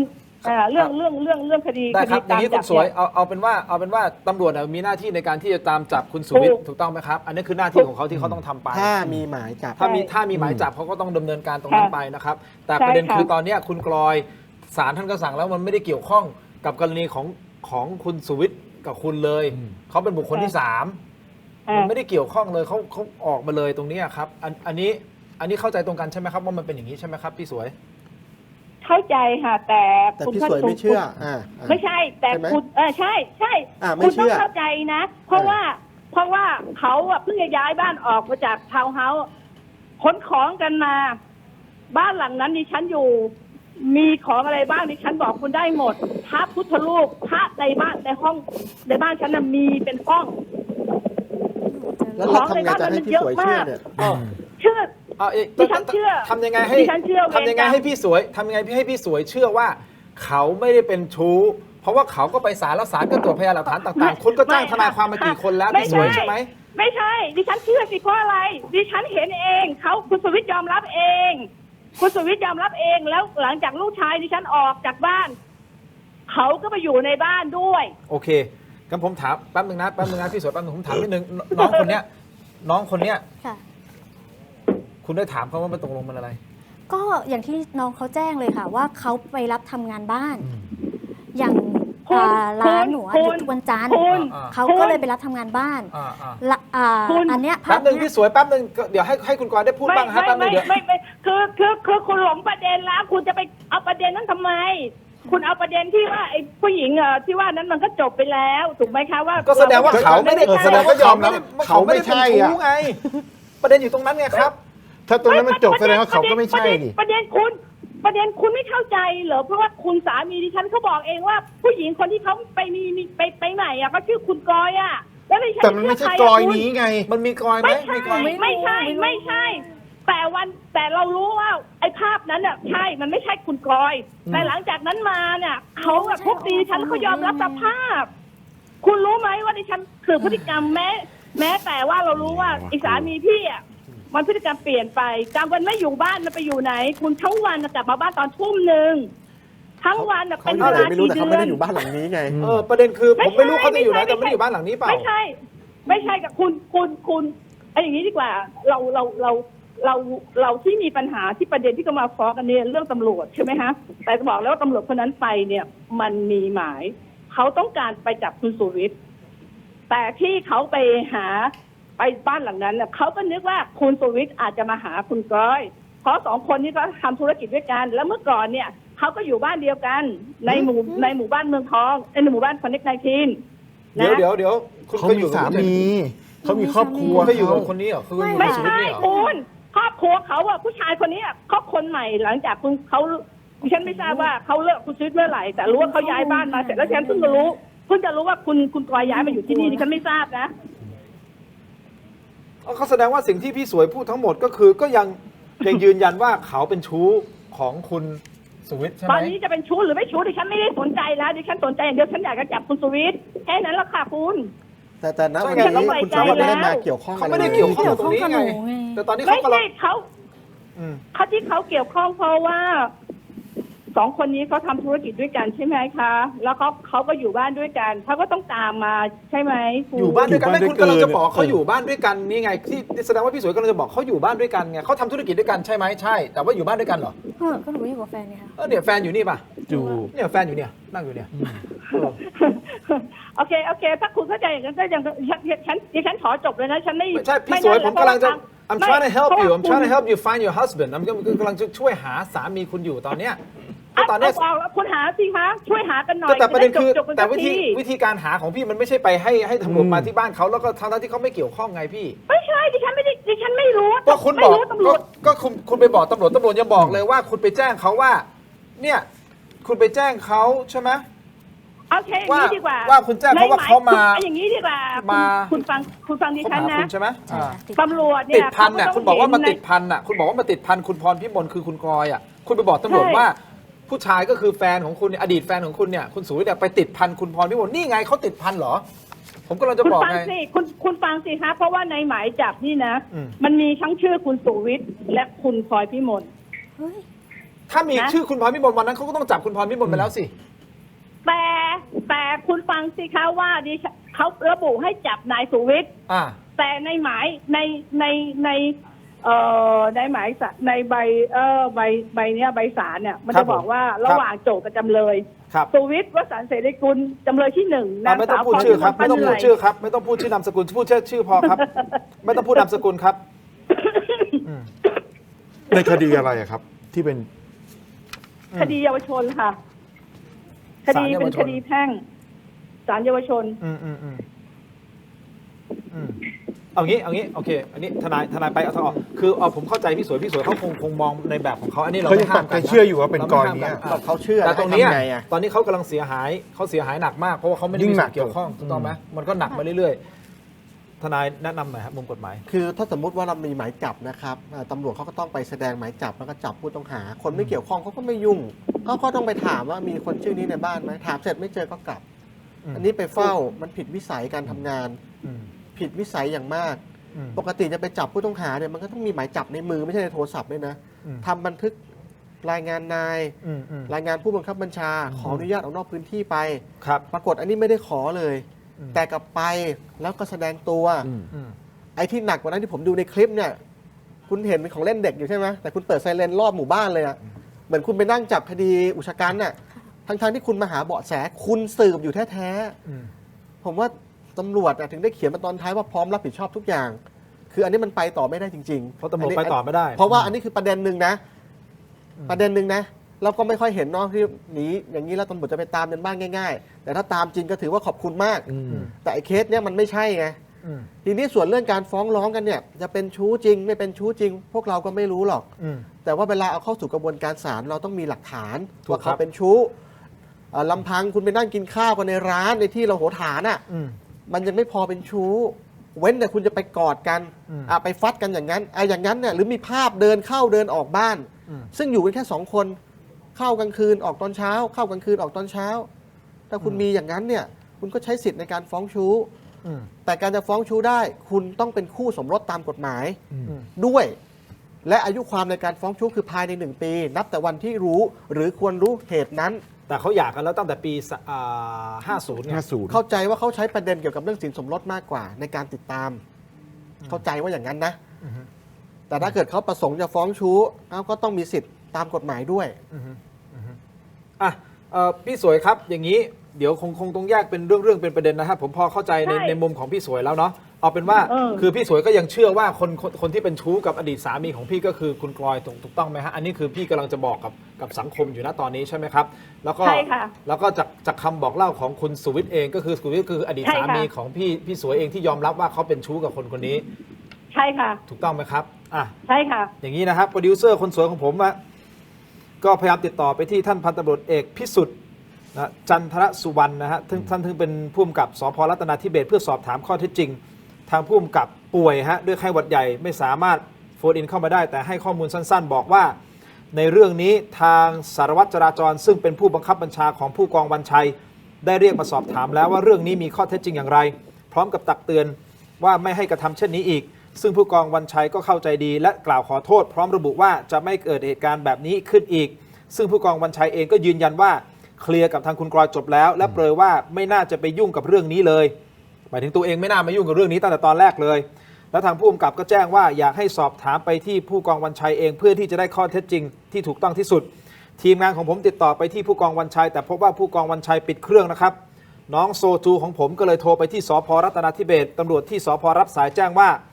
ผู้กองวันชัยเข้าเวรอยู่แถวเดอะมอลล์งามวงวานและอาจจะปิดเครื่องโทรศัพท์อยู่ก็เป็นได้นี่นะฮะคุณผู้ชมนี่คือทางผู้กองพูดมาถ้ามีหมายจับจริงผู้กองต้องพูดว่าผมไปตามหมายจับอันนี้คือวิสัยของตำรวจต้องพูดอย่างนี้อยู่แล้วทำงานจราจรก็ต้องดูงานจราจรปะทำไมมาสืบสวนเรื่องของชาวบ้านไปตามจับผู้ต้องหาตามหมายจับใครเป็นคนสั่งการไปประเด็นเหล่านี้คือบางครั้งเรามองว่าแค่ทางนี้อาจจะมองว่าขอโทษกันจบไปเฮ้ยแต่กระบวนการทางกฎหมายมันไม่ใช่ดิคุณกำลังใช้อำนาจหน้าที่เข้าไปตามหาคนโดยคุณได้มีอำนาจเรื่องนี้เนี่ยพี่ๆตำรวจก็ต้องระวังนะไม่รู้หรอกเจตนายังไงแต่ถ้ามันไม่มีอำนาจในการไปติดตามข้อมูลส่วนบุคคลเขาและอีกอย่างนะครับผู้กองวันชัยไม่ได้อยู่ในพื้นที่ของบ้านเขาเลยนะ คุณผู้ชมคนละพื้นที่เลยนะครับแล้วเข้ามาแบบนี้แล้วมีเสียงสนทนาระหว่างคุณกลอยกับผู้กองวันชัยฟังครับคือเพชรบุรีเป็นเพื่อนเราแต่เราเพิ่งมารู้ให้หลังว่าก่อนหน้านี้เขาใช้หมายถึงว่าเรียกมารับงานอยู่สพ.ไหนอยู่กองปราบอยู่กองแต่แกไม่ค่อยว่างคือปกติตอนไปที่บ้านตรงเมืองทองเขาเจอแล้วเนี่ยแล้วมันก็เลยเนี่ยจนแกหายเข้ากี่เมฆแล้วถึงมาเรียกเราดูดิอันนี้ถ้าหนูวิเคราะห์ถูกไหมหมายว่าคุณเนี่ยเขาไปปรึกษาคุณที่ศาลใช่ไหมใช่แล้วก็คือแค่คุณเนี่ยก็ประสานตำรวจว่าคนไหนอะไรยังไงเพราะว่าหนูเข้าใจแหละเพราะว่าคนเนี่ยเขาจะเห็นหมายอยู่แล้วถูกไหมแกนิสัยดีไอเราก็ได้ฟังซื่อไงเขาเล่าอะไรมาเราก็ฟังแล้วถ้าเราฟังจากอย่างนี้ด้วยแล้วโอ้ยผมไม่ขายหรอกแต่ว่ามีแค่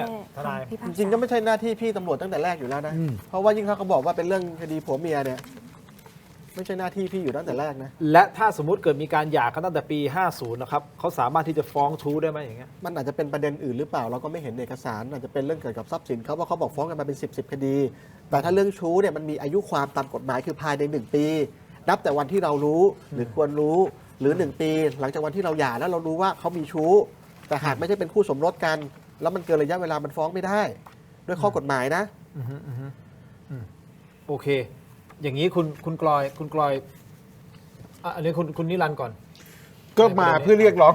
ความบริสุทธิ์ใจให้เขาอ่ะเขาตอนนี้ที่เขาทุกข์ทรมานเพราะว่าถูกตาหน้าว่าเป็นชู้คำว่าชู้มันยังฝังหัวเขาเนี่ยแล้วจะทำยังไงให้มันออกไปได้อ่ะกอยมันมีกี่คนคุณสุฮิตคุณไปสร้างวีรกรรมเอาไว้เนี่ยมันเป็นตาบาปเขาเสียทั้งผัวเสียทั้งครอบครัวพ่อแม่เขาเสียมาหมดแล้ว สามีด้วย แล้วจะให้เขาไปยืนอยู่ตรงไหน สามีคุณเครียดเรื่องนี้มากก่อนหน้านี้อดีตสามี คือที่หนูโดนฟ้องตั้งแต่ปี 60 ก็สู้กันมาตลอดเลยค่ะ สามีไปอยู่เคียงข้างตลอดขึ้นศาลกี่ครั้งสามีก็ไปตลอด ค่ะ คือผัวเราก็ไปว่าง่าย ค่ะ ๆ ไปให้กำลังใจ เขาก็เห็นเนี่ย รู้หมดรู้ทุกอย่างค่ะ แล้ว ก็หลังจากนั้นก็คือหมายสารไปเรื่อยๆ ทางครอบครัวหนูเองเนาะก็คือสามีไหนจะเขาเรียกไงไหนจะภรรยาไหนจะแม่ตัวเอง เพราะว่าทุกครั้งที่หมายไป แม่สามีเป็นคนรับหมาย ไม่แม่สามีก็พ่อสามีเป็นคนรับหมาย ซึ่งเขาจะได้อ่านอยู่แล้ว เพราะฉะนั้นเขาก็เลยต้องสงสัยหนูแล้วว่าไปทำอะไรมาถูกไหมคะระหว่างนั้นหนูก็สู้คดีจนอย่างที่หนูบอกว่า หนูไปขอกับศาลว่าหนูไม่มีส่วนเกี่ยวข้องศาลก็วิเคราะห์แล้ว ก็ให้หนูออกจากคดี ตอนแรกเริ่มแรกวิเคราะห์ให้หนูไม่มายุ่งเกี่ยว ไม่มีเกี่ยวข้องกับทรัพย์สินของเขาคือคุณพี่สวยเนี่ยเขาก็เป็นคนเซ็นเองว่าหนูไม่มีส่วนรู้เห็นคือให้หนูไม่ต้องมาศาลหลังจากนั้นก็มีหมายไปอีกให้หนูมาอีกจนหนูต้องจ้างทนายเพื่อที่จะไปบอกกับศาลว่าให้หนูยกคดีนี้ออกไปสักที แล้วสามีของคุณนี่คือเครียดมากเลยใช่ไหม ใช่ค่ะก็ถึงกับเขาเรียกอะไรคะพี่ไม่เป็นอันทำงานอ่ะก็เบอร์ประมาณนั้นนะคะแล้วก็ สุดท้ายตอนนี้สามีไม่อยู่แล้ว ถูกไฟดูดถูกไฟช็อตก็เสียชีวิตอันนี้หนูจะเล่าช็อตหนึ่งให้ฟัง ตอนที่หนูฟ้องศาลศาลเนี่ยจะเปิดคำพิพากษาแล้วศาลก็บอกกับหนูว่าคุณแม่ณตอนนั้นสามีหนูเสียแล้วนะศาลถามว่าคุณแม่จะเอาอะไรกับครั้งนี้หนูแค่บอกไปว่าหนูขอกระดาษใบเดียวที่ว่าหนูไม่ใช่คนผิดหนูอยากให้ศาลเปิดคำพิพากษาศาลบอกว่าเขามีตัวเลขมาให้นะลูกชายเขามาบอกหนูบอกหนูไม่รับหนูขอกระดาษแค่ใบเดียวว่าหนูไม่ใช่คนผิดหนูยอมเปิดแล้วหนูบอกกับศาลว่าการกระทำครั้งนี้ทำให้การกระทำของแม่เขาเนี่ยคือตอนนั้นลูกเขาอยู่ใช่ไหมคะการกระทำของแม่เขาทำให้ลูกหนูเนี่ยไม่มีพ่อแต่เขาเนี่ยพ่อแม่เขาเลิกกันเขายังมีพ่อและแม่อยู่เพราะฉะนั้นศาลเลยบอกว่าคุณแม่ไม่รับข้อเสนอใช่ไหมหนูบอกไม่รับศาลเลยเปิดคำพิพากษาแล้วก็เลยจำคุกเขา2 ปีในข้อหาเบิกความเท็จหนูถึงได้ใบนั้นกลับบ้านไปบอกแม่สามีว่าหนูชนะแล้วแต่สิ่งที่เสียใจคือสามีหนูไม่ได้ดูเพราะเสียชีวิตไปก่อนระหว่างสู้คดีค่ะ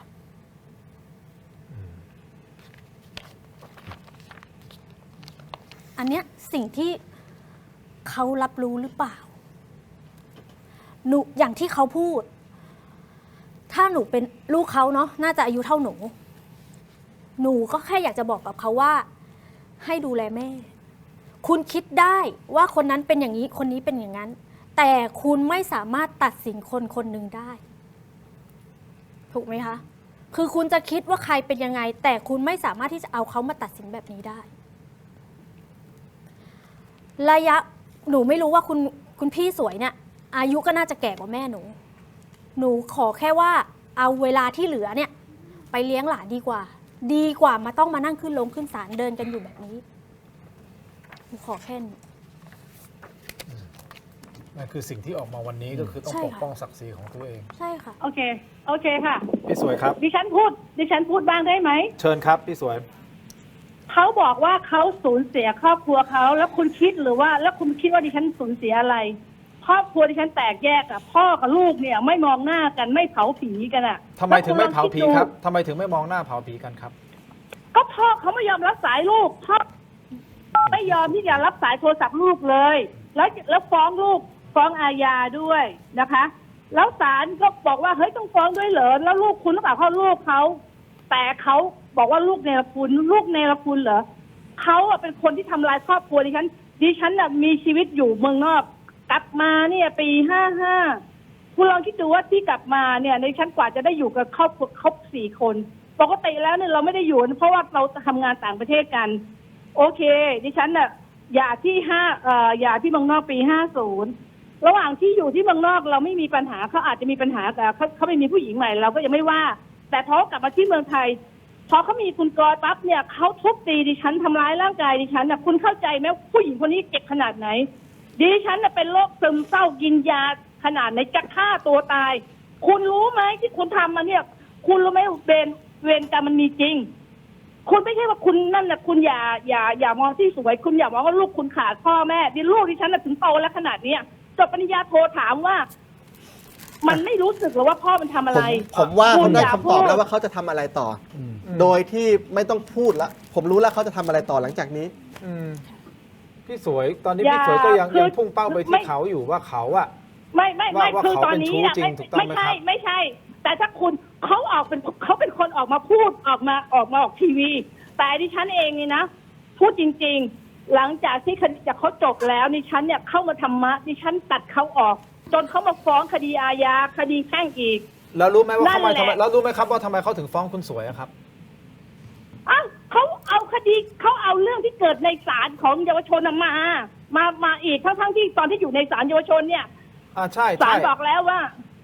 เขาต้องเอาเรื่องนั้นมาฟ้องแน่นอนนะครับเพราะเขาไม่ได้รับความเป็นธรรมแล้วคุณสวยรู้ไหมครับว่าเขาหมายถึงฟ้องคุณสวยอะครับ ดิฉันบอกแล้วว่า พี่สวยทราบไหมครับว่าทำไมเขาถึงฟ้อง ดิ พี่ ฉัน สวย ดิฉันโอเคอย่างนั้นถ้าคุณพูดอย่างนี้ดิฉันไม่อยากจะพูดแล้ว ผมไม่ได้พูดผมแค่ถามพี่สวย ไม่ พี่สวยทราบไหมครับว่าทำไมเขาถึงฟ้องพี่สวยเข้าใจว่ายังไงเขาฟ้องว่าอะไร เขา ฟ้องทำไม เขา ค ฟ้อ รับ งเขาฟ้องว่าดิฉันน่ะหย่าแล้วแต่มานั่นแต่ถามว่าตอนที่เราฟ้องที่เมืองนอกเนี่ยเราฟ้องกันด้วยกฎด้วยธุรกิจแล้วกลับมาเมืองไทยเราก็ยังอยู่บ้านเดียวกัน ยังมีความสัมพันธ์เหมือนกันทุกอย่างไปซื้อที่ดินก็ใส่ชื่อตัวดิฉันใส่ชื่อเขาเป็นสามีนั่นคือเอกสารแล้วเขายังไปทำเอกสารที่สถานทูตอเมริกาทำ power attorney ให้ดิฉันขายปืนตอนที่เขากลับมาเมืองไทยเนี่ยเอกสารทุกอย่างดิฉันเนี่ยบอกแล้วว่าเราไม่ได้หย่ากันจริงๆเรายังอยู่ด้วยกันอยู่กันจนวินาทีสุดท้าย เข้าใจครับว่าอยู่ด้วยกันจริงๆ แต่ประเด็นคือตอนนี้แสดงว่าพี่สวยกำลัง ตอนนี้ ไม่ตอนนี้พี่สวยกำลังจะบอกว่าเขาเป็นชู้จริงๆไงนั่นคือประเด็นถูกต้องไหมฮะไม่ประเด็นเรื่องชู้ตอนนี้ดิฉันน่ะตัดไปหมดแล้วดิฉันน่ะไอตอนที่จำได้ก็จำได้ตอนนี้ดิฉันไม่ยุ่งกับเขาแล้ว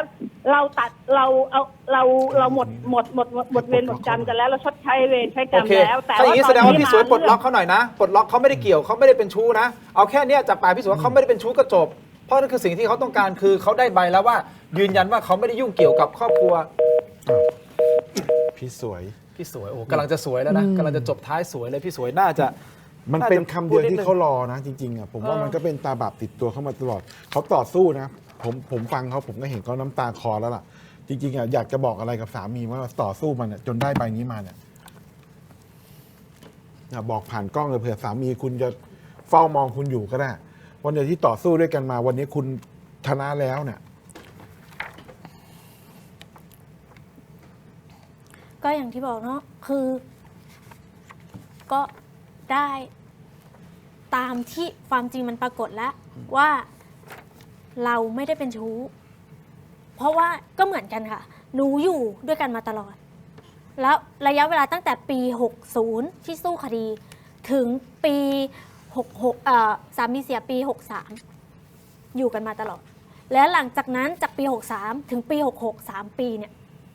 หนูเลี้ยงลูกคนเดียวแล้วก็สู้คดีอันนี้ด้วยจนหนูชนะแล้ว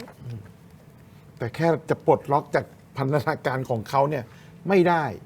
เขายังมีความเชื่อว่ากรอยยังเป็นเขานั่นเป็นความเชื่อใช่ อันนี้ถือทางกฎหมายอันนั้นความเชื่อค่ะอย่างที่หนูบอกว่าเขาคิดได้แต่เขาไม่มีสิทธิ์ที่จะไปทำกับใครก็ได้ไงคะถูกไหมคะ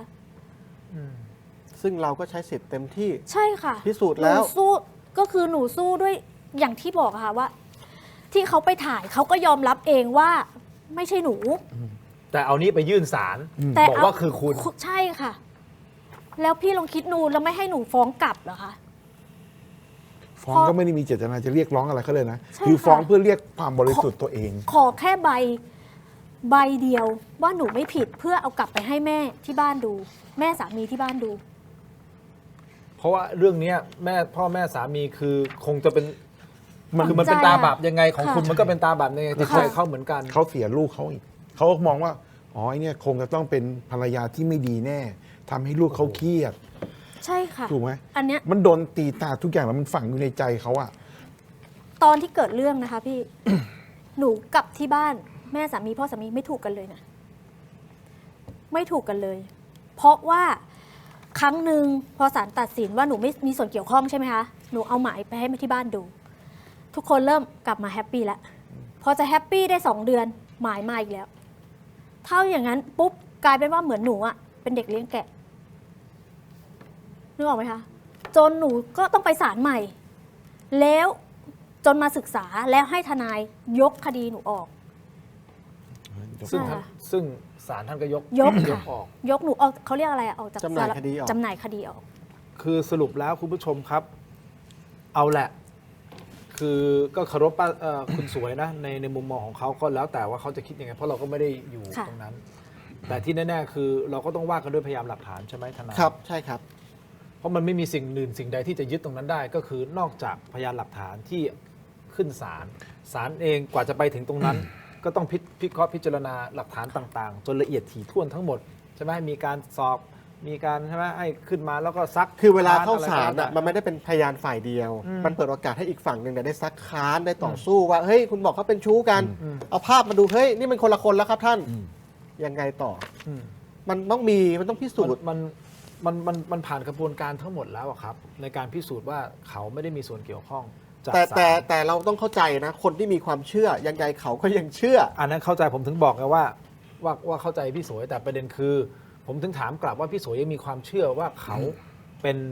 ชู้ใช่หรือไม่เขาบอกเขาก้าวข้ามผ่านตรงนั้นแล้วเป็นธรรมะเข้าธรรมะแล้วเข้าวัดเข้าวาผมก็ถึงอยากจะให้เขาพูดกับเขาไงว่าอ่ะคุณกลอย ปลดล็อกทางจิตใจก็สัก ไม่ ประ เกี่ โย ยว คนึง จบอาจจะเข้าใจผิดหรืออะไรก็แล้วแต่นึกออกป่ะงั้นช่วยกันหาคุณสุวิทย์ออกมาหน่อยได้ไหมอย่างเงี้ยแล้วคุณติดต่อคุณสุวิทย์ได้ไหม ไม่เลยค่ะ เพราะว่าหนูตั้งแต่จบคดีหนูก็ไม่ได้ไปยุ่ง เขายังเป็นหุ้นส่วนร้านอะไรเงี้ยไหม หุ้นส่วนร้านคือเขาเรียกอะไรนะคะ เลิกไปตั้งแต่ประมาณปี62ค่ะ เซ็ง อ๋อ อะไร ก็คือหลังจากมีเรื่อง ใช่ค่ะ ตัดปัญหาดีฝ่า ก็คือจบ ไปเลย อ้าวนี่มัน6 7แล้วนี่ ค่ะ ยัง ต้อ ไม่ งหลา จ ย บ ปีแล้ว ค่ะ แล้วก็เท่านั้นแหละสิ่งที่ต้องการจากคนสวยเพื่อที่จะอย่างน้อยเปิดล็อกเขามีกระดาษตรงนี้ อืม เพื่อที่ยืนยันจากศาลว่าเขาไม่มีส่วนเกี่ยวข้องถูกต้องไหมครับ ค่ะ อ่า หนูก็ยังเชื่อในกระบวนการของศาลที่ไม่เช่นนั้นศาลจะไม่ตัดสินถึง2 ศาลโดยจำคุกพี่สวยเนี่ย2 ปี ว่าเบิกความเท็จ เบิกความเท็จ ก็ชัดเจนตรงนั้น พี่ตำรวจเนี่ยทำผิดขั้นตอนไปหน่อยนะ จริงๆ ถ้าอยากจะหาเบาะแสหาคนหายเนี่ยไม่ต้องไปเฝ้าขนาดนั้นหรอกไปเดินไปถามเขาหรือดูห่างๆไม่ต้องเอารถ ใช่ค่ะ ถ้าไม่เอารถมาผมว่าไม่เป็นเรื่อง ค่ะ อันนี้มันเอารถมาจอดหน้าบ้านแล้วเปิดไซเรนด้วย ถามว่าทุกวันเนี้ยหนูใช้ชีวิตลำบากคือหนูตกใจตรงที่ไปเปิดกล้องดูเห็นว่าพี่ตำรวจเนี่ยมาตั้งแต่บ่าย อืม 3แล้วมานั่งเฝ้าหนูยัน1 ทุ่ม แล้วมายิ่งเจอรายงานว่าได้มาจากคุณพี่สวย มันทำให้ความปลอดภัยของหนูอยู่ที่ไหน พี่อย่าลืมครั้งหนึ่งเขาเคยจ้างนักสืบไปถ่ายรูปแล้วฟ้องว่าเป็นหนูบนศาลมาแล้ว ถูกไหมคะ นี่แหละ แล้วเนี่ยหนูต้องมาเจอกับคืออันเนี้ยปี 60 ที่เขาไปจ้างนักสืบแล้วถ่ายภาพมาเป็นหนู ซึ่งจากวันนั้นความทรงจำอันเนี้ยหนูได้เจอนักสืบคนนี้ด้วยนะ หนู เจอด้วยเหรอฮะ เจอค่ะ หนูจะเล่าเท้าความไปก่อนเลยว่า หลังจากที่พี่ทนายคนเนี้ยคนที่รู้คนแรกเนี่ยรู้ว่าคุณสวยเนี่ยได้หย่าขาดไปแล้ว แล้วคุณลุงเนี่ยไปมีภรรยาใหม่อีกแล้ว พี่ทนายเลยบอกว่าถ้าเป็นอย่างนี้ผมไม่ขอทำคดีนะ พี่สวยไล่เขาออกเลยค่ะ แล้วจะไปฟ้องสภาทนายความทำให้หนูได้รู้จักพี่ทนายคนนี้ พี่ทนายคนนี้ได้ติดต่อหนูมาว่าน้องเขาจะฟ้องพี่ เขาคิดว่าพี่เนี่ยรับสองทาง ถ้าไปฟ้องสภาทนายฟาร์มเนี่ยให้หนูไปด้วยได้ไหมหนูบอกยินดี เพราะหนูไม่มีตังค์จ้างพี่หรอกหมายถึงว่าเขาบอกว่าคิดว่ามารับเงินจากหนู เสร็จแล้วหนูก็เลยได้โอกาสถามพี่ทนายว่า แล้วพี่ทนายฟ้องหนูเนี่ยพี่ทนายเอาภาพนี้มาจากไหน พี่ทนายบอกว่าด้วยการว่าจะเนี่ยเขาให้พี่สวยได้ว่างมา 20,000 ซึ่งหนูกลับมาคิดว่าขนาดนี้เขายังทำมาแล้ว ภาพเนี้ยหนูเริ่มหายไป แต่กลับมาเจอตำรวจมาบ้านเนี่ยคือหนูมันกลับมาอีกครั้งหนึ่งพี่ อย่างนี้นะครับคุณผู้ชมผู้หญิงคนนี้ต้องต่อสู้ ถ้าตามพยานหลักฐานต่างๆฟังมาตั้งแต่ต้นรายการถึงตอนนี้นะครับเขาต่อสู้ถึงความถูกต้องและความเป็นธรรมให้กับเขายืนยันว่าเขาไม่เคยมีรับลมคมในอะไรกับผู้ชายคนที่ชื่อสุวิทย์อดีตสามีของคนสวยเลยแม้แต่ครั้งเดียวถูกต้องไหมไม่เกี่ยวข้องเลยอันนี้คือยืนยันถูกต้องไหมครับเขาต้องขึ้นศาลเขาจะต้องทนทุกข์ทรมานกับสิ่งที่มันติดอยู่ในใจและครอบครัวของสามีที่ตอนนั้นก็อาจจะมองเธอว่าเฮ้ยมันใช่เหรอมันจริงเหรอมันจริงใช่ไหมหรืออะไรอย่างนี้จนสุดท้ายเขาสู้มาเพื่อให้มันมีหมายศาลไม่มีคำตัดสินว่าเขาไม่ได้เกี่ยวข้องนั่นคือสิ่งที่เขาต้องสู้แต่ในระหว่างทางที่สู้มาสามีเสียชีวิตคุณคิดดูสิครับว่าเขาต้องเจอกับอะไรเอาแหละชีวิตของเธอก็ต้องสู้ต่อไปสุดท้ายเธอก็ไปมีชีวิตมีคนเข้ามาดูแลใจดูแลซึ่งกันและกันแล้วคนนี้ก็เป็นคนหนึ่งที่น่าจะยืนยันถึงความว่าสุวิทย์อะไรเคยมาที่บ้านไหมไม่เคยอะโทษนะครับแฟนใหม่ของพี่นี่คือคุณกรนี่คบมานานเนี่ยคือหนูเคลียร์ตัวคือหมายว่าระหว่างที่หนูสู้คดีหลังจากจบคดีหนูถึงได้มีการคุยกันเขายืนยันได้คือเรื่องราวนี้หนูไม่ได้ถ่ายทอดเขาทั้งหมดแต่เล่าให้ฟังว่ามันเกิดอะไรขึ้นกับหนูมาบ้างแต่สิ่งที่เขายืนยันคือไม่มีนายสุวิทย์อะไรมาหาที่บ้านไม่มีค่ะไม่เคยเพราะว่าคือหนูก็มาซื้อกันใหม่เลยไม่มีใครมาก็มีหนูกับเขาอยู่กัน2 คนซึ่งเขานั่งอยู่ตรงนี้นะครับไม่เป็นไรอันนี้ถ้าไม่สะดวกไม่เป็นไรเพียงแต่ผมพูดให้ฟังไม่เป็นไรอันนี้ให้ความก็เคารพในตรงนั้นคุณผู้ชมลองดูนะครับสิ่งที่เขาต้องการเขาไม่ต้องการอะไรเลยจากคนสวยเขาต้องการแค่คุณสวยบอกว่าเข้าใจผิดหรืออะไรก็แล้วแต่ไม่ใช่คนนี้ขอโทษนะแค่นั้นคือสำหรับหนูไม่ต้องขอโทษก็ได้แต่เพียงแค่บอกว่าเข้าใจผิดไปหน่อยเหมือนเลิกมายุ่งกันสักทีใช่ค่ะ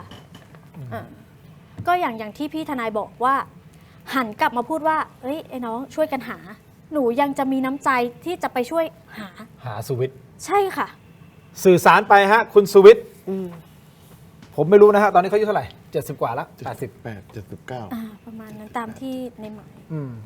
ก็ช่วยกันสื่อสารหน่อยนะครับตัดคลิปสั้นอะไรของเราช่วยกันแชร์กันไปเยอะๆนะครับใคร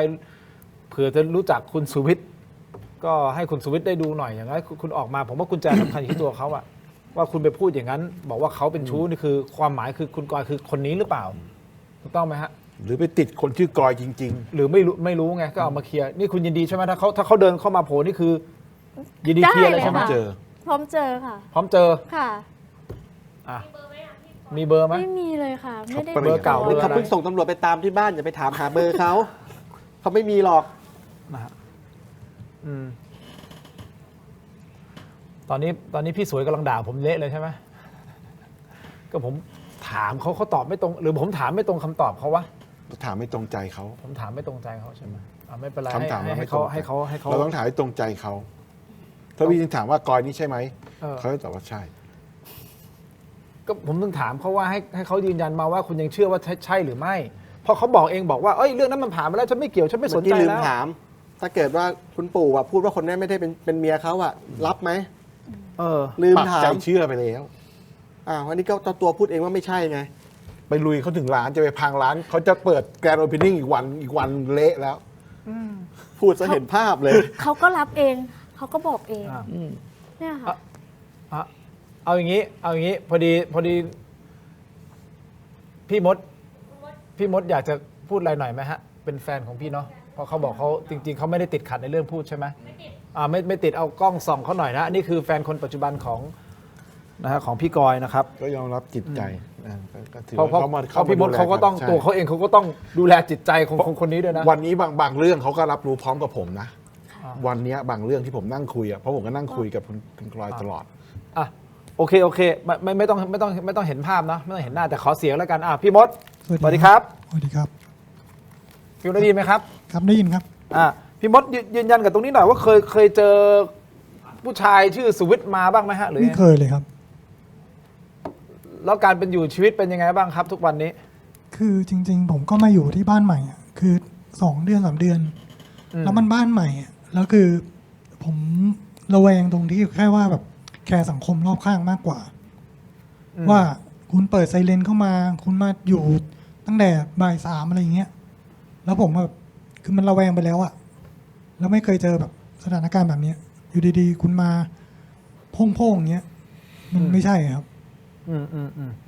แล้วพี่มดให้กำลังใจคุณกรยังไงครับ ก็คือทุกวันนี้ก็คืออยู่ด้วยกันนะครับ ก็ขอให้มันกำลังใจกัน ก็คือกำลังใจอะมันเป็นสำคัญที่สุดแล้วณตอนนี้ครับเท่านี้ครับ พี่เคยสงสัยในตัวพี่กรบ้างไหมฮะ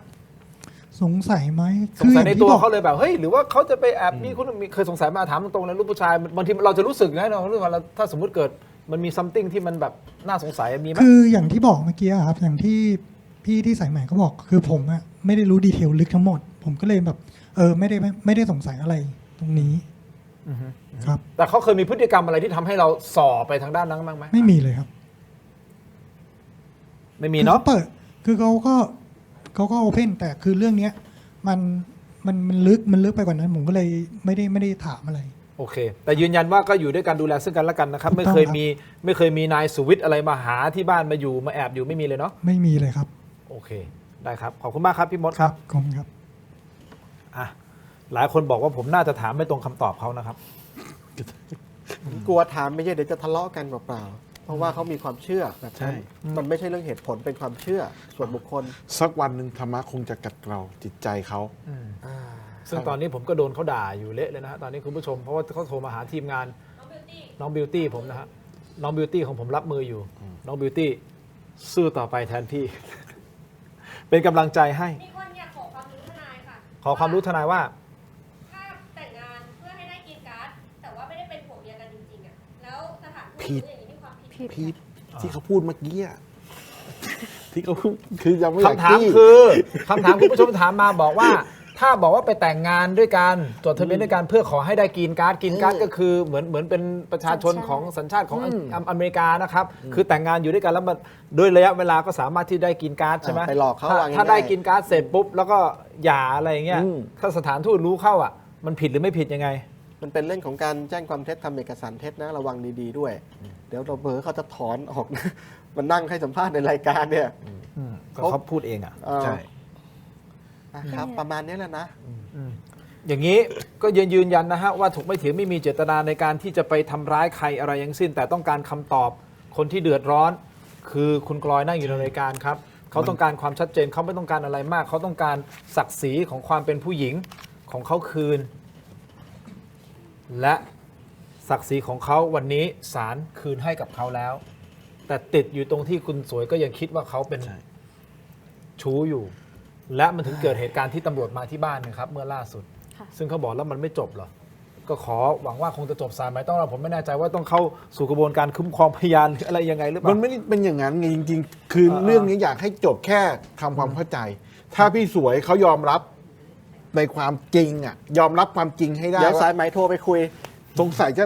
พอๆกับน้อง ที่นั่งคุยอยู่ คือถ้าเขายอมรับความจริงได้ว่าสิ่งที่มันเกิดขึ้นมันไม่ใช่คำขอโทษไม่ใช่เป็นเรื่องที่น่าอายนะพี่ ครับไม่เป็นไรครับมีคุณมอมแมมบอกว่าเป็นกำลังใจให้พี่สวยครับ พิธีกรทนายมันลำเอียงครับสู้ครับ คุณกอยเขายังใช้หลักเลย ผิดก็ขอโทษโกรธก็ให้อภัยจบแล้ว เพราะเขาพร้อมที่จะให้อภัยนะครับ เขาไม่ได้ปักใจจะเกลียด ได้ จะ ครับ โกรธพี่สวยเลยที่มาทำอะไรกับ ผม เขา ไม่เห็นว่ามันหาประโยชน์อะไรไม่ได้เลยกับการที่เอาตำรวจในบ้านเขา อันนั้นอีกเรื่องหนึง มันหาประโยชน์อะไรไม่ได้เลยคุณจะว่าเรื่องทรัพย์สินอะไรคุณก็ใช้สิทธิ์ทางศาลไปนี่คือนั แต่ กธุร พี่ กิจ ตำรวจ กัน ทำก็ต้องระวังนิดนึง ก็ลองดูครับลองดูว่าตกลงนายสุวิทย์มีหมายจับอย่างที่ พี่สวยบอกหรือเปล่า ถ้ามีก็ต้องจับมาให้ได้ เฮ้ยตำรวจยืนยันว่ามีเอ้ยมันต้องมีเด้ ถ้าตำรวจยืนยันมีก็ ตำรวจยืนยันว่ามีมันต้องมีเดี๋ยวไปขอดูที่สพรัตนาธิเบศร แล้วไปทำอย่างเงี้ยว่าถือหมายจับไปตามจับถ้าตำรวจทำงานเข้มแข็งเงี้ยหมายจับเพียบไปหมดเลยนะถ้าทำต้องให้ทำให้ได้เหมือนอย่างที่รัตนาธิเบศรเขาทำ นี่ต้องดูไว้ อ๋อเดี๋ยวจะซวยกันไปใหญ่ ดูไว้ ก็เนี่ยแค่หมายจับคุณสุวิทย์เนี่ยตำรวจก็ยังทุ่มแรงกายทำขนาดนี้ หมายจับยังคายเพียบเลย เอาหน้าผู้กองวันชัยยังบอกเลยกูไม่น่ายุ่งตั้งแต่แรกเลยงานนี้ ที่ไหนไม่จับไปที่นี่เลยเดี๋ยวจับให้โอเคนะทนายเดี๋ยวเราไปลำเอียงกันต่อแล้วกัน โอเคขึ้นไหมสบายอย่างน้อยคุณวันนี้ได้ออกมาได้เห็นเรื่องราวได้อะไรสบายใจขึ้นไหมครับ ก็นิดนึงค่ะ ก็ ก็ขอได้พูดแล้ว ก็คืออย่างที่บอกค่ะ ได้ออกมาพูดความจริง จากที่ไม่เคยพูดที่ไหนเลย เก็บมาตั้งแต่7 ปีเนี่ยค่ะ6 ปี 7 ปี ก็อย่างน้อยก็ได้พูด ว่าแล้วก็พร้อมหลักฐานที่ว่าศาลสั่งว่าหนูไม่ได้เป็นอย่างนั้นแค่นั้นเอง เป็นกำลังใจให้นะครับ ค่ะ ขอบคุณมากครับ ขอบคุณค่ะ สวัสดีครับสวัสดีครับสวัสดีครับ ครับทั้งหมดนี้คือถงไปเถียงครับลาไปก่อนครับสวัสดีครับ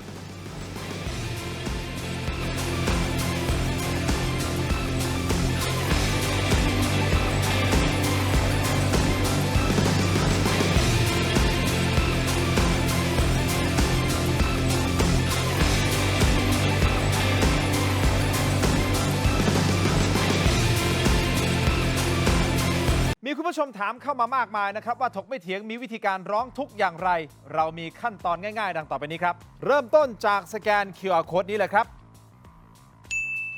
จากนั้นนะครับท่านก็เข้าสู่หน้า Inbox ของรายการถกไม่เถียง เพียงท่านกดคำว่าเริ่มต้นระบบอัตโนมัติจะส่งลิงก์ที่ทีมถกไม่เถียงสร้างขึ้นมาให้แก่ท่านนะครับรับรองว่าเป็นลิงก์ที่ปลอดภัยกดเข้าไปได้เลยครับเมื่อเข้าไปถึงหน้านี้นี่นะฮะแค่นี้นะครับท่านก็พิมพ์เรื่องราวร้องทุกข์มาได้เลยนะครับแต่ผมมีทริค3 ข้อสำหรับการร้องทุกข์เข้ามาในรายการถกไม่เถียงนะครับ 1. เขียนเรื่องราวร้องทุกข์ของท่านให้ละเอียดชัดเจนและสรุปโดยง่ายที่สุดนะครับข้อที่ 2 เขียนชื่อเบอร์โทรของท่านให้ครบถ้วนสมบูรณ์ที่สุดและข้อที่ 3 ถ้าท่านมีภาพคลิปวิดีโอกล้องวงจรปิดหรือหลักฐานต่างๆนะครับส่งเข้ามาที่ inbox ของเราได้เลยครับเพียงเท่านี้นะครับเรื่องราวร้องทุกข์ของท่านก็จะเข้าสู่ระบบหลังบ้านของถกไม่เถียงอย่างแน่นอนนะครับอย่าลืมนะครับเดือดร้อนไร้ที่พึ่งนึกถึงถกไม่เถียงหากคุณไม่อยากพลาดถกไม่เถียงตอนเด็ดๆและไม่อยากพลาดเทคนิคความรู้แนวทางในการต่อสู้กับปัญหาที่สักวันหนึ่งอาจจะเกิดขึ้นกับคุณก็ได้นะครับอย่าลืมกดไลค์กดแชร์กด Subscribe กดกระดิ่งช่องเทโรดิจิทัลนะครับเป็นกำลังใจให้กับถกไม่เถียงด้วยครับ มาเรียให้หมดใจมาเรียให้หมดจานบำรุงคนสวยช่วยให้แข็งแรงยืนหนึ่งอาหารมาต้องมาเรีย